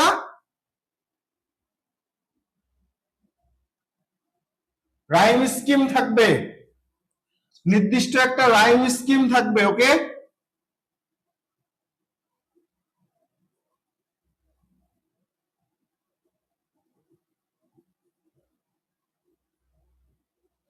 আইএমবিক পেন্টামিটার হতে হবে। কথা বলবেন। 14টা লাইন থাকতে হবে, রাইম স্কিম থাকতে হবে, একটা আইএমবিক পেন্টামিটার থাকবে। আর কি থাকবে? প্রথম 8 লাইন অক্টেভ আর শেষ 6টা লাইন সিস্টেক। এটা না, যেটা আপনি বললেন এটা সনেটের বৈশিষ্ট্য না, এটা পেট্রাকান সনেটের বৈশিষ্ট্য। বুঝতে পেরেছেন? বুঝতে পারছি ভাই। আমাদের সনেটের বৈশিষ্ট্য হতে হবে, সনেটের বৈশিষ্ট্য 14 লাইন বিশিষ্ট কবিতা হতে হবে, একটা নির্দিষ্ট রাইম স্কিম থাকতে হবে। স্পেলিংটা ভুল হইছে। বুঝি নাই? পেট্রাকান স্পেলিংটা ভুল হইছে। Pentameter spelling. হ্যাঁ, পেন্টামিটার, সরি। আচ্ছা আচ্ছা আচ্ছা,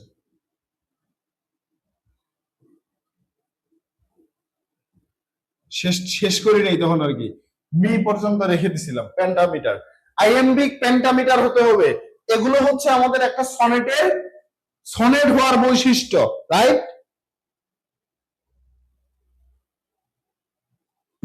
হ্যাঁ বুঝতে ভাইয়া। পেরেছেন?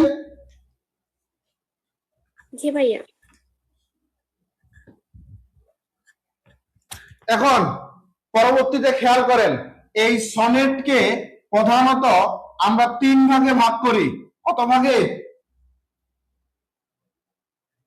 3 ভাগে। 3 ভাগে। প্রথম যে সনেটটা সেটা হচ্ছে আমাদের ইটালিয়ান বা ভাইয়া বেশি কি বলবো, বেশি বাম দিকে লিখেন না, দেখতে দেখা যাচ্ছে না তো। বেশি বাম দিকে লিখেন না, দেখা যাচ্ছে না। আচ্ছা আপনারা লিখে নেন ITALIAN, ইটালিয়ান। আচ্ছা আমি তাহলে লম্বা করে লিখি, ঠিক আছে? এই যে আমাদের সনেট, এই সনেটকে 3 ভাগে ভাগ করা যায় মেইনলি, আরো অনেক প্রকার আছে। ইটালিয়ান সনেট, ইটালিয়ান সনেট বা এটার আরেকটা নাম হচ্ছে পেট্রার্কান সনেট। কি নাম? Petrarchan sonnet. পাকিস্তানের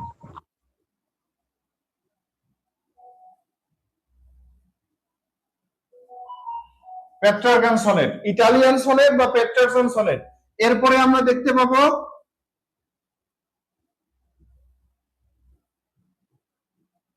ইংলিশ সনেট বা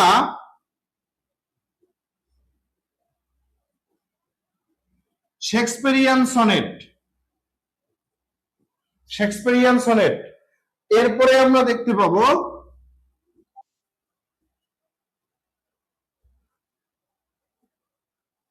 স্পেন্সারিয়ান সনেট। দেখা যায় পুরোটা? জি দাদা। আচ্ছা সুজানা আক্তার আপু একটু সময় দেন, আমি দেখাই দিচ্ছি আপনাদের, বলে দিচ্ছি যে আইএমবিক পেন্টামিটার জিনিসটা কি। আপাতত আমরা শুরুটা শিখি আগে। এখন ইটালিয়ান সনেট, এই ইটালিয়ান সনেট চেনার জন্য আমাদের যে কাজটা করতে হবে, কিছু বিষয় আছে যেটা জানতে হবে, সেটা মাথায় রাখেন। ইটালিয়ান সনেট জানার জন্য আমাদের একটা নির্দিষ্ট রাইম স্কিম থাকবে, একটা নির্দিষ্ট রাইম স্কিম, যেটাকে বলা হয় A B BA. A B BA কয়টা লাইন হলো? এগুলোকে এক একটা লাইন বলা হয়। তাহলে কতগুলো হলো? বলেন। 8টা। 8টা। এই 8 লাইন, 8 লাইনস বা এটাকে বলা হয় অক্টেট। ক্লিয়ার? হ্যাঁ ভাইয়া। আচ্ছা এবার আসেন সিডি সিডি সিডি অথবা সিডিই সিডিই। এই জিনিসটা হচ্ছে আমাদের 6 লাইনস সিস্টেম। বা সিস্টেট বলা হয় এটাকে, SESTET, সিস্টেট। তাহলে আমাদের এই যে প্রথম দিকে আমরা দেখলাম রাইম স্কিম জিনিসটাতে, আমরা প্রথম 8 লাইনে পাইলাম কি ডাকবো? আব্বা আব্বা করে ডাকবো। কি ডাকবো? আব্বা আব্বা। আব্বা আব্বা বলবো। কেন? কারণ আমাদের প্রথম 8 লাইনের রাইম স্কিম হচ্ছে A B B A B B A. পরবর্তী যে 6 লাইন সেটা হচ্ছে সিডি সিডি সিডি অথবা সিডিই সিডিই। কোন কবিতায় এই রাইম স্কিমটা যদি আমরা বের করতে পারি, তাহলে সেটাকে আমরা বলতে পারি যে এটা হচ্ছে আমাদের পেট্রার্কান সনেট। বুঝতে পেরেছেন? হ্যাঁ ভাইয়া। জি দাদা। আচ্ছা এটা হলো আমাদের মূলত হচ্ছে যে ইটালিয়ান সনেট। এরপরে খেয়াল করেন, আমরা আলোচনা করি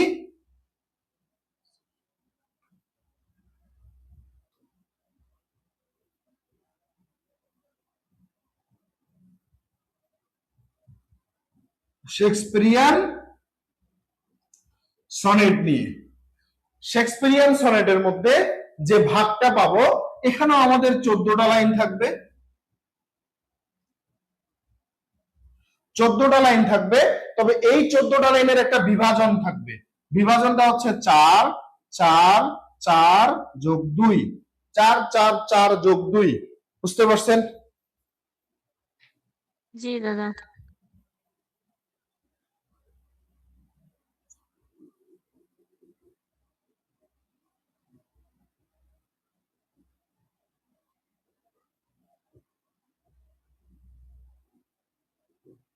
এই 4 লাইনের স্ট্যাঞ্জা, একটা স্ট্যাঞ্জার মধ্যে যখন 4টা লাইন থাকবে তখন সেটাকে আমরা কোয়ার্ট্রেন বলবো।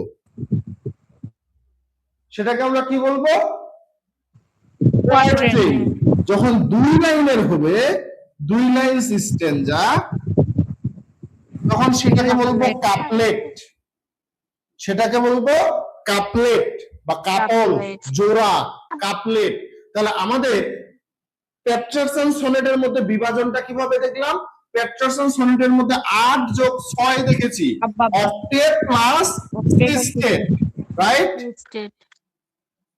জি দাদা। আর শেক্সপিয়ারিয়ান সনেটে আমরা কি দেখলাম? 3টা কোয়ার্ট্রেন, একটা কাপলেট। বুঝতে পেরেছেন এই পর্যন্ত? হ্যাঁ জি ভাইয়া। দাদা। আচ্ছা, 3টা কোয়ার্ট্রেন, একটা কাপলেট দেখতে পাবো। এখন আর কি দেখানো যায়? আর কি পেতে পারি? এবার আসেন রাইম স্কিম।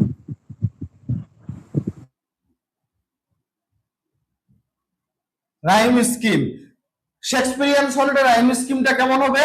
যেহেতু 4 4 4 2, তাহলে হবে A B A B, C D C D, E F E F, G G. Note করতেছেন এগুলো? New first year.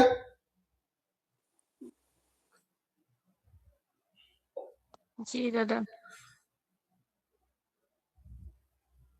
আচ্ছা, খেয়াল করেন, 4 লাইনের স্ট্যাঞ্জাকে বলতেছে কোয়ার্ট্রেন, 2 লাইনেরটাকে বলতেছে কাপলেট।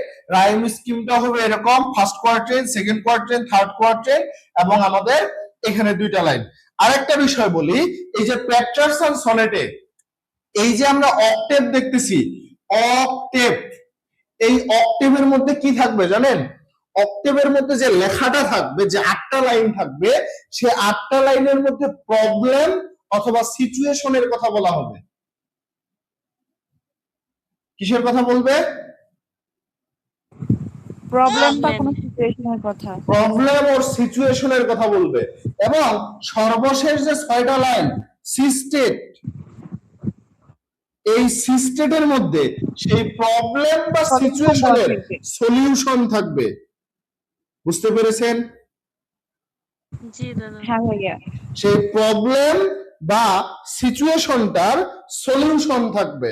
অপরদিকে শেক্সপিয়ারিয়ান সনেটের মধ্যে আমরা কি দেখতে পাবো? প্রত্যেকটা কোয়াড্রিনের মধ্যে একটা আইডিয়াকে বিল্ড আপ করা হবে।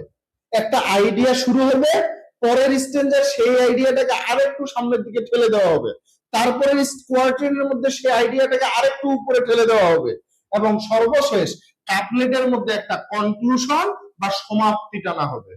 বুঝতে পেরেছেন? জি দাদা। ওকে, এটা হচ্ছে বেসিক স্ট্রাকচার বা একটা গঠন। সেটা আমাদের পেট্রারসন সনেটে হোক আর শেক্সপিয়ারিয়ান সনেটে হোক, যেটার দিকেই যান, আমাদের এখানে আরেকটা জিনিস থাকবে, সেটা হচ্ছে আইএমবি পেন্টামিটার।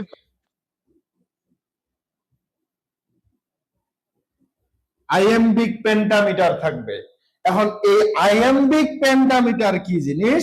এটা হচ্ছে আমাদের রিডিং স্কিলের পার্ট। আজকে এটা নিয়ে আলোচনা করতে গেলে অপর বাকি জিনিসগুলো শেষ করা সম্ভব হবে না। আরেকটা সনেট বাকি থেকে গেছে, সেই সনেটটার নাম কি? Spenserian sonnet. Edmund Spencer.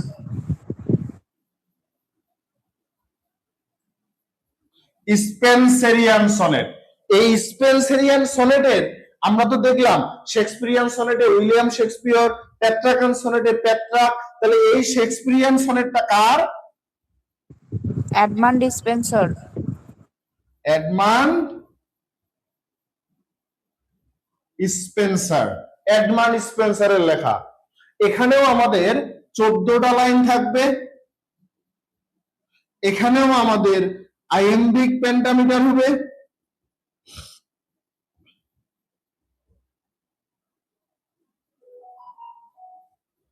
Iambic pentameter থাকবে, এখানেও আমাদের রাইম স্কিম থাকবে।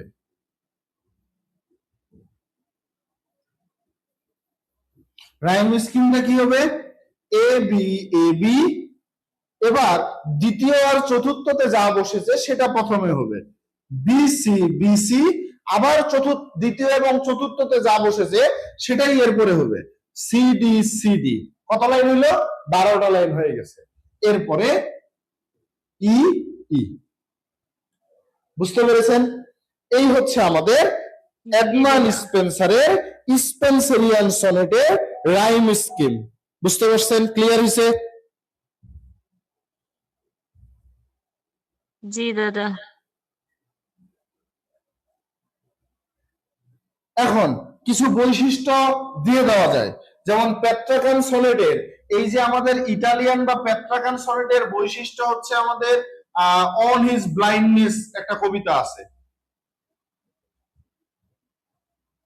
On his blindness. অনেকে আবার এটাকে জন মিল্টন লিখেছে তো মিল্টনিক সনেটও বলে, অনেকে মিল্টনিক সনেটকে আলাদা করার চেষ্টা করে। আবার আমরা দেখতে পাই অজিমান্ডিয়াস একটা কবিতা আছে, অজিমান্ডিয়াস। এই অজিমান্ডিয়াস পিবি শেলি বা পার্সিবিসি শেলির লেখা একটা কবিতা, সেই কবিতাটাও পেট্রাকান সনেট বা ইটালিয়ান সনেট ফর্মে লেখা। অপরদিকে শেক্সপিয়ারিয়ান সনেটের যে কবিতাগুলো, যেমন আপনাদের ফার্স্ট ইয়ারে বর্তমানে আছে এই যে সনেট 73 আছে, এর পূর্বের সিলেবাসে ছিল সনেট 18। এই কবিতাগুলো আমাদের শেক্সপিয়ারিয়ান সনেটে লেখা। কারো কোনো প্রশ্ন? না দাদা। আচ্ছা, তো এই যে 3টা সনেট, আমরা আপাতত সনেট এখানে অফ রাখতে পারি।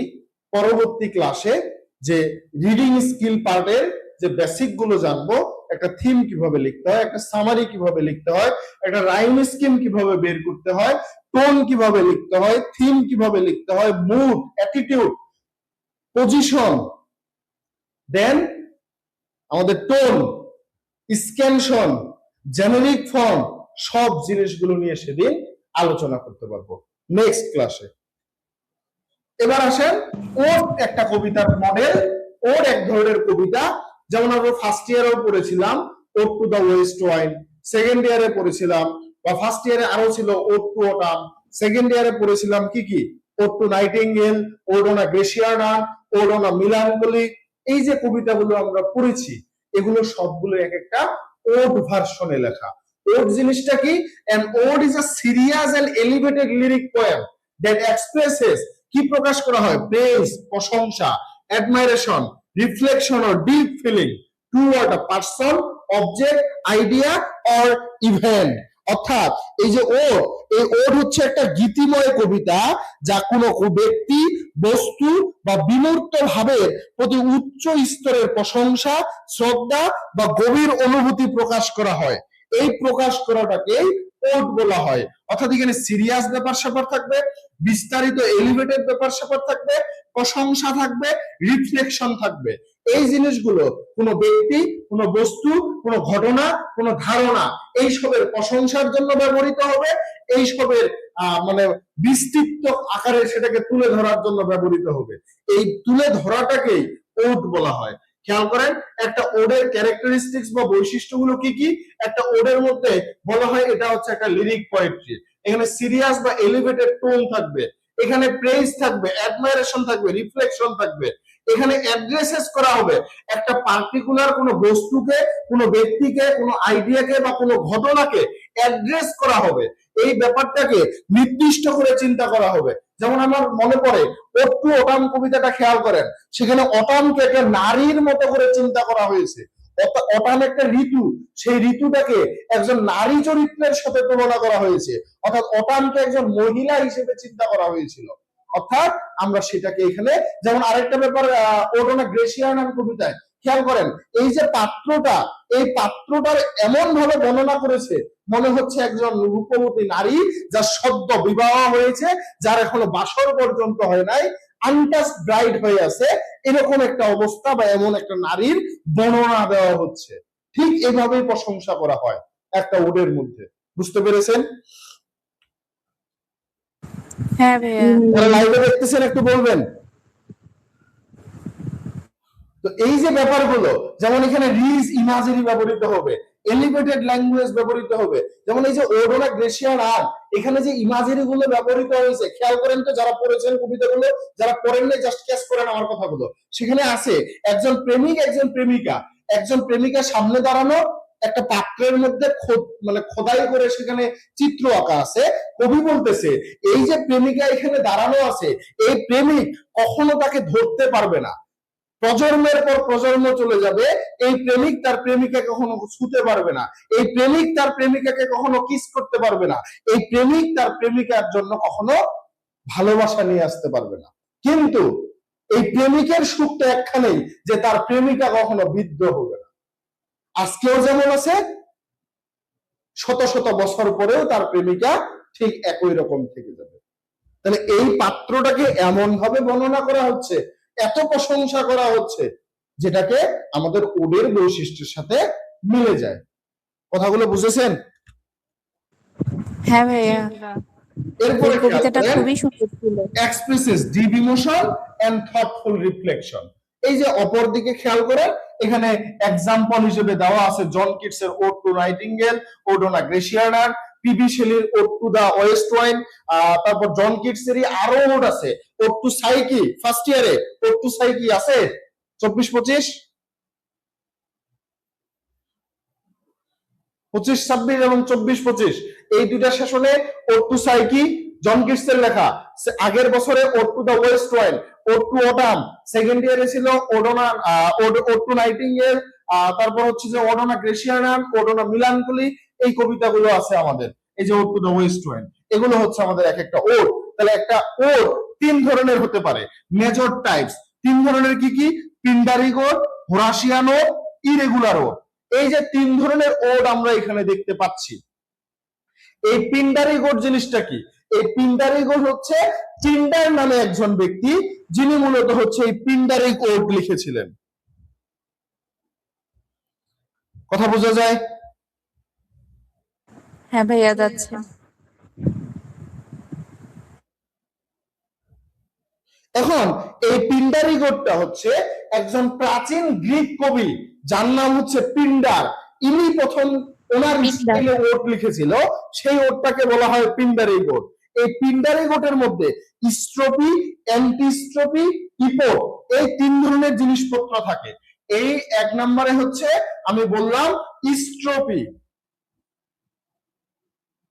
পিন্ডারিক ওডের মধ্যে পিন্ডারিক ওড, এই যে পিন্ডারিক ওডের মধ্যে স্ট্রোপি থাকে, স্ট্রোপির পরে হচ্ছে অ্যান্টিস্ট্রোপি,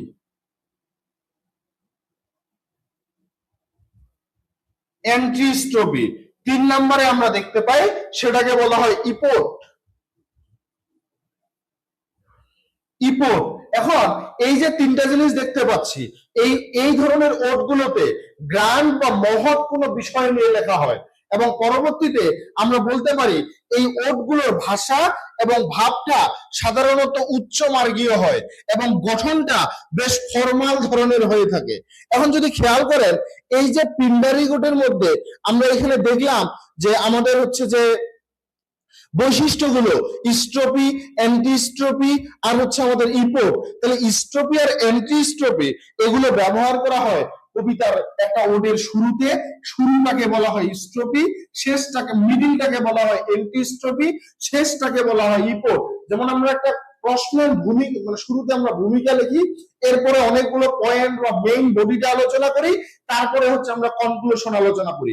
ঠিক একটা ওডের মধ্যে শুরুটাকে বলা হয় স্ট্রোপি, মাঝখানেরটাকে বলা হয় অ্যান্টিস্ট্রোপি, এবং সবার শেষেরটাকে বা কনক্লুশনটাকে বলা হয় ইপোড।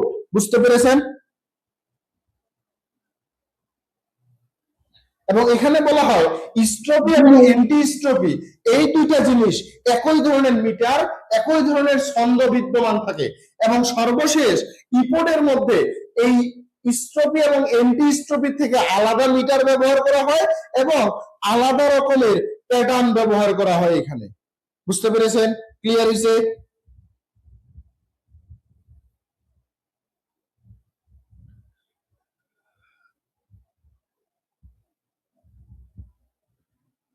এরপরে খেয়াল করেন আমাদের আরেকটা হচ্ছে হোরাশিয়া নোট। হোরাশিয়া নোট, এই হোরাশিয়া নোটটা কে লিখেছেন? আমাদের রোমান পোয়েট। রোমান পোয়েট, এই রোমান পোয়েট যার নাম ছিল হোরেস। হোরেস, এই রোমান পোয়েট হোরেসের নাম অনুসারে এই ওডটার নাম হয়েছে হোরাশিয়া নোট। এই ওডের মধ্যে পিন্ডারি ওডের তুলনায় এই ওডের মধ্যে কাম, পার্সোনাল এবং রিফ্লেকটিভ এই ব্যাপারগুলো বেশি পাওয়া যায়। পাশাপাশি সাধারণত ব্যক্তিগত অনুভূতি এবং চিন্তা, ফিলিংস এবং থট গুলো প্রকাশ করা হয় এখানে। ফিলিং এবং থট, পাশাপাশি যে ভাষাটা ব্যবহার করা হয় এটা তুলনামূলক সহজ এবং কনভারসেশনাল বা আমাদের যে ডায়লগ টাইপের কথাবার্তা হয় এই টাইপের ভাষাগুলো ব্যবহার করা হয় হোরাশিয়া নোটের মধ্যে। এবং নির্দিষ্ট স্ট্রোপি, অ্যান্টিস্ট্রোপি এবং ইপোড স্ট্রাকচার অনুসরণ করা এই কবিতায় বাধ্যতামূলক নয়। এই যে তিনটা জিনিস, এই তিনটা অনুসরণ করা হোরাশিয়া নোটে বাধ্যতামূলক নয়, কিন্তু পিন্ডারি নোটে এটা মেনে চলাটা বাধ্যতামূলক। বুঝতে পেরেছেন? আমাদের জন কিটসের Ode to a Nightingale, Ode on a Grecian, এই কবিতাগুলো আমাদের হোরাশিয়ান ওডের উদাহরণ। অপরদিকে আমরা যদি খেয়াল করি ইরেগুলার ওড,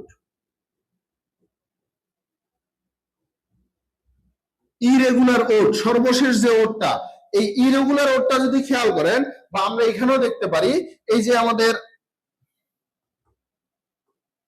ইরেগুলার ওড, এই ইরেগুলার ওডে বলা হচ্ছে does not follow a fixed traditional structure, কোন ধরনের কোন গঠন বা কোন স্ট্রাকচার ইরেগুলার রোডের মধ্যে ব্যবহার করা হয় না।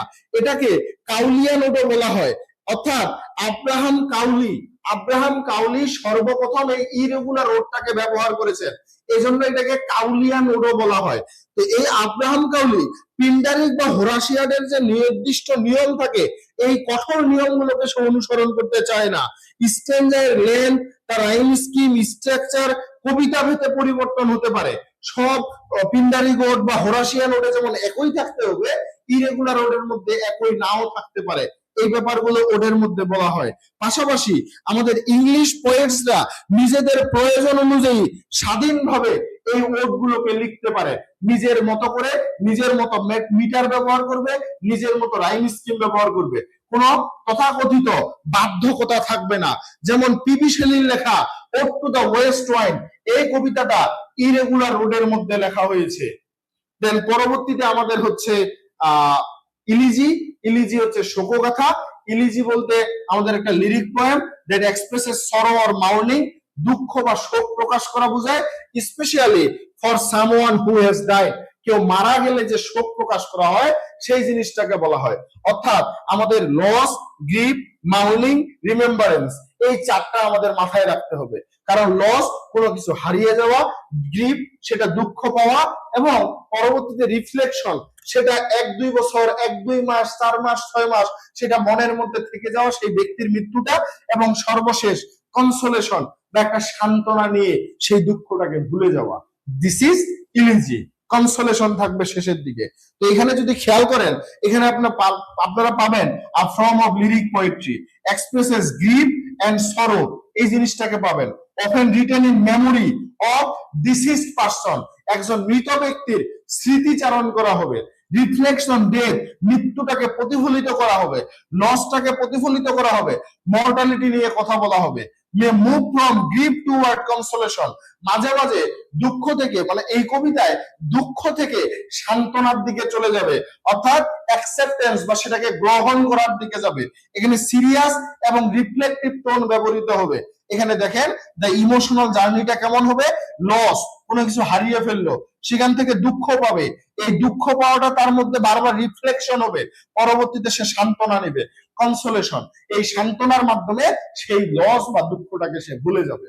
তো এই যে আমাদের থমাস গ্রের লেখা Elegy Written in a Country Churchyard, John মিল্টনের লেখা লাইসিডাস, ডব্লিউ.এইচ. অডেনের লেখা In memory of William Butler Yeats, এবং আমাদের এই ইলিজির মেইন ব্যাপারটা হচ্ছে ডেথ বা লস, এই দুইটা জিনিসকে দুঃখে রূপান্তর করতে হবে, এই দুঃখটাকে স্মরণ করতে হবে, পরবর্তীতে কনসোলেশন দ্বারা এই দুঃখটাকে শেষ করে ফেলতে হবে। এটাই হচ্ছে ইলিজি। তারপর হচ্ছে হাইম, যেটা হচ্ছে বন্দনা গীতি। এই বন্দনা গীতিটা যদি খেয়াল করেন, আমরা এটা প্রেজ, ডিভোশন এবং worship traditionally addresses to God or deity, কোন দেবদেবী বা কোন দেবতার উদ্দেশ্যে, গডের উদ্দেশ্যে প্রার্থনামূলক, তাদেরকে ভক্তিমূলক, তাদেরকে পূজার জন্য বা তাদের বিশ্বাসের জন্য যে বন্দনা বা সঙ্গীত গাওয়া হইতো, সেটাকে হাইম বলা হয়। এই যে প্রেজ, ডিভোশন, অরশিপ, ফেথ, অর্থাৎ বিলিভ থাকতে হবে, বিশ্বাস থাকতে হবে, তাহলে আপনার ডিভোশন আসবে। ডিভোশন থাকলে, শ্রদ্ধা থাকলে তার প্রতি, ওনার প্রতি প্রশংসা আসবে। এই প্রশংসা থেকে যেটা আসবে সেটাকেই বলা হয় হাইম। তো খেয়াল করেন, এটা একটা লিরিক পোয়েট্রি। এখানে প্রেজ বা ডিভোশন প্রকাশিত হয়, এখানে স্পিরিচুয়াল বা রিলিজিয়াস থিম ব্যবহৃত হয়, এখানে মিউজিক্যালি নেচার, প্রকৃতির যে গান, এটা ব্যবহৃত হয়, এখানে সিম্পল, এলিভেটেড বা সোলেম ল্যাঙ্গুয়েজ ব্যবহৃত হয়, intended to inspire faith, reverence or devotion, এই ব্যাপারগুলো উল্লেখ থাকে। এখানে ফেমাস এক্সাম্পল দেওয়া আছে জন মিল্টনের Hymn on the Nativity, Charles ওয়েসলির Hark the Herald Angel Sing, Isaac ওয়াটসের When I Survey the Wondrous Cross. এগুলো হচ্ছে হাইমের উদাহরণ। খেয়াল করেন, হাইম হচ্ছে প্রেজ, ডিভোশন, অরশিপ, এগুলোর প্রতীক। সর্বশেষ যেটা হচ্ছে সেটা হচ্ছে এপিথালামিয়ন। এই এপিথালামিয়ন হচ্ছে বিবাহ গীতি, অর্থাৎ বিয়ে উপলক্ষে যে গান করা হয়, বিয়ে, ম্যারিজ, ওয়েডিং, কোন সেলিব্রেশন, ভালোবাসা, এই উপলক্ষে যে গান বাজানো হইতো বিয়ের জন্য, বিশেষ করে কনে এবং পাত্রর জন্য, অর্থাৎ বর কনের জন্য একত্রে রাখার জন্য যে গানগুলো করা হতো, সেটাকেই মূলত এপিথালামিয়ন বলা হয়। যেমন an epithalamion is a lyric poem written to celebrate a marriage or wedding, traditionally praising the bride, groom and joy of their union. তাদেরকে একত্রিত রাখার জন্য যে আনন্দ করা হয়, তাদের কনে এবং বরকে নিয়ে যে প্রকাশ, মানে প্রশংসা করা হয় ট্রেডিশনালি, সেটাই আমাদের epithalamion. Marriage, wedding, celebration, love, এখানে আমাদের ক্যারেক্টারিস্টিক্স আছে। Lyric poetry written to celebrate a marriage or wedding, expresses joy, love, good wishes, may praises the bride and groom, often contains blessing for the couple, traditionally associated with the wedding ceremony. অর্থাৎ core আইডিয়াটা হচ্ছে আমাদের wedding এর মধ্যে ভালোবাসা নিয়ে, celebration নিয়ে, blessing নিয়ে যে গানগুলো করা হয়, সেটাই হচ্ছে এপিথালামিয়ন। এই যে আমাদের এপিথালামিয়ন নিয়েই এডমান্ড স্পেন্সারের একটা কবিতা আছে বিয়ের গান নিয়ে, একমাত্র মূলত আমরা দেখতে পাই। আরো আগের দিনে অনেকগুলো ছিল, গ্রাম্য রীতিতে অনেকগুলো আছে। আমাদের মূলত হচ্ছে ম্যারিজ, ওয়েডিং, সেলিব্রেশন, এই জিনিসগুলো দ্বারাই এপিথালামিয়নটা আমরা বুঝতে পারি। আশা করি আপনাদের সবার বুঝতে পারার কথা বিষয়গুলো। দিন শেষে একটা কথাই বলবো, এই যে কথাগুলো বা যা কিছু আজকে আলোচনা করেছি, আপনারা কি সবকিছু বুঝতে পেরেছেন? দিন শেষে ক্লাসটা আপনাদের কেমন লেগেছে? বেসিক গুলো কি আপনারা মানে রিভিশন করতে পেরেছেন, নিজের আয়ত্তে নিতে পেরেছেন? আমার কথাগুলোকে একটু জানাবেন। জি দাদা। যারা লাইভে দেখতেছেন সবাইকে বলবো একটু কমেন্ট করেন যে আজকের এই ক্লাসটা থেকে আপনারা কি আসলে উপকৃত হচ্ছেন?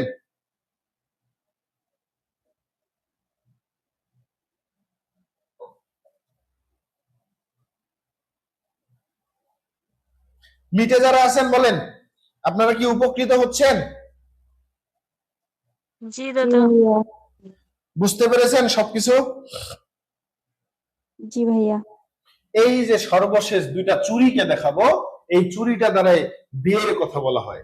একটা বিয়ে যেমন একটা পুরুষ বা একটা নারীকে একত্রিত করে, ঠিক একটা সাহিত্যের বেসিক আপনাকে সামনের দিকে একটা চাকরির সাথে একত্রিত করে দিতে পারে, আপনার একটা সফলতার সাথে একত্রিত করতে পারে।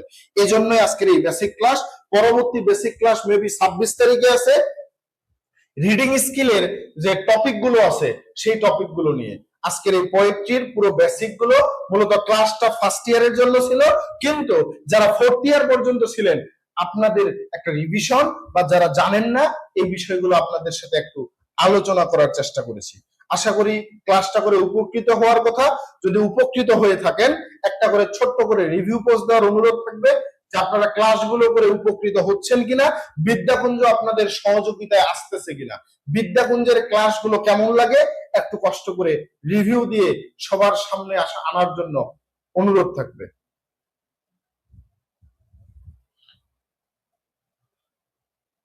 তাহলে আগামীকালকে হোমওয়ার্ক হিসেবে এই পুরো যে টপিকটা আমরা এখানে দেখতেছিলাম, এই পুরো টপিকটার একটা হোমওয়ার্ক আপনাদের করার জন্য অনুরোধ থাকবে। আমি দেখাই দিচ্ছি, এই যে পুরোটাই আমরা এখানে বের করতে পেরেছি।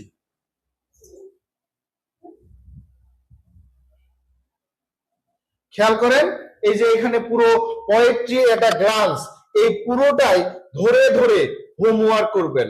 এটাই আপনাদের এইচডব্লিউ থাকবে। পারবেন? জি ভাইয়া। জি দাদা।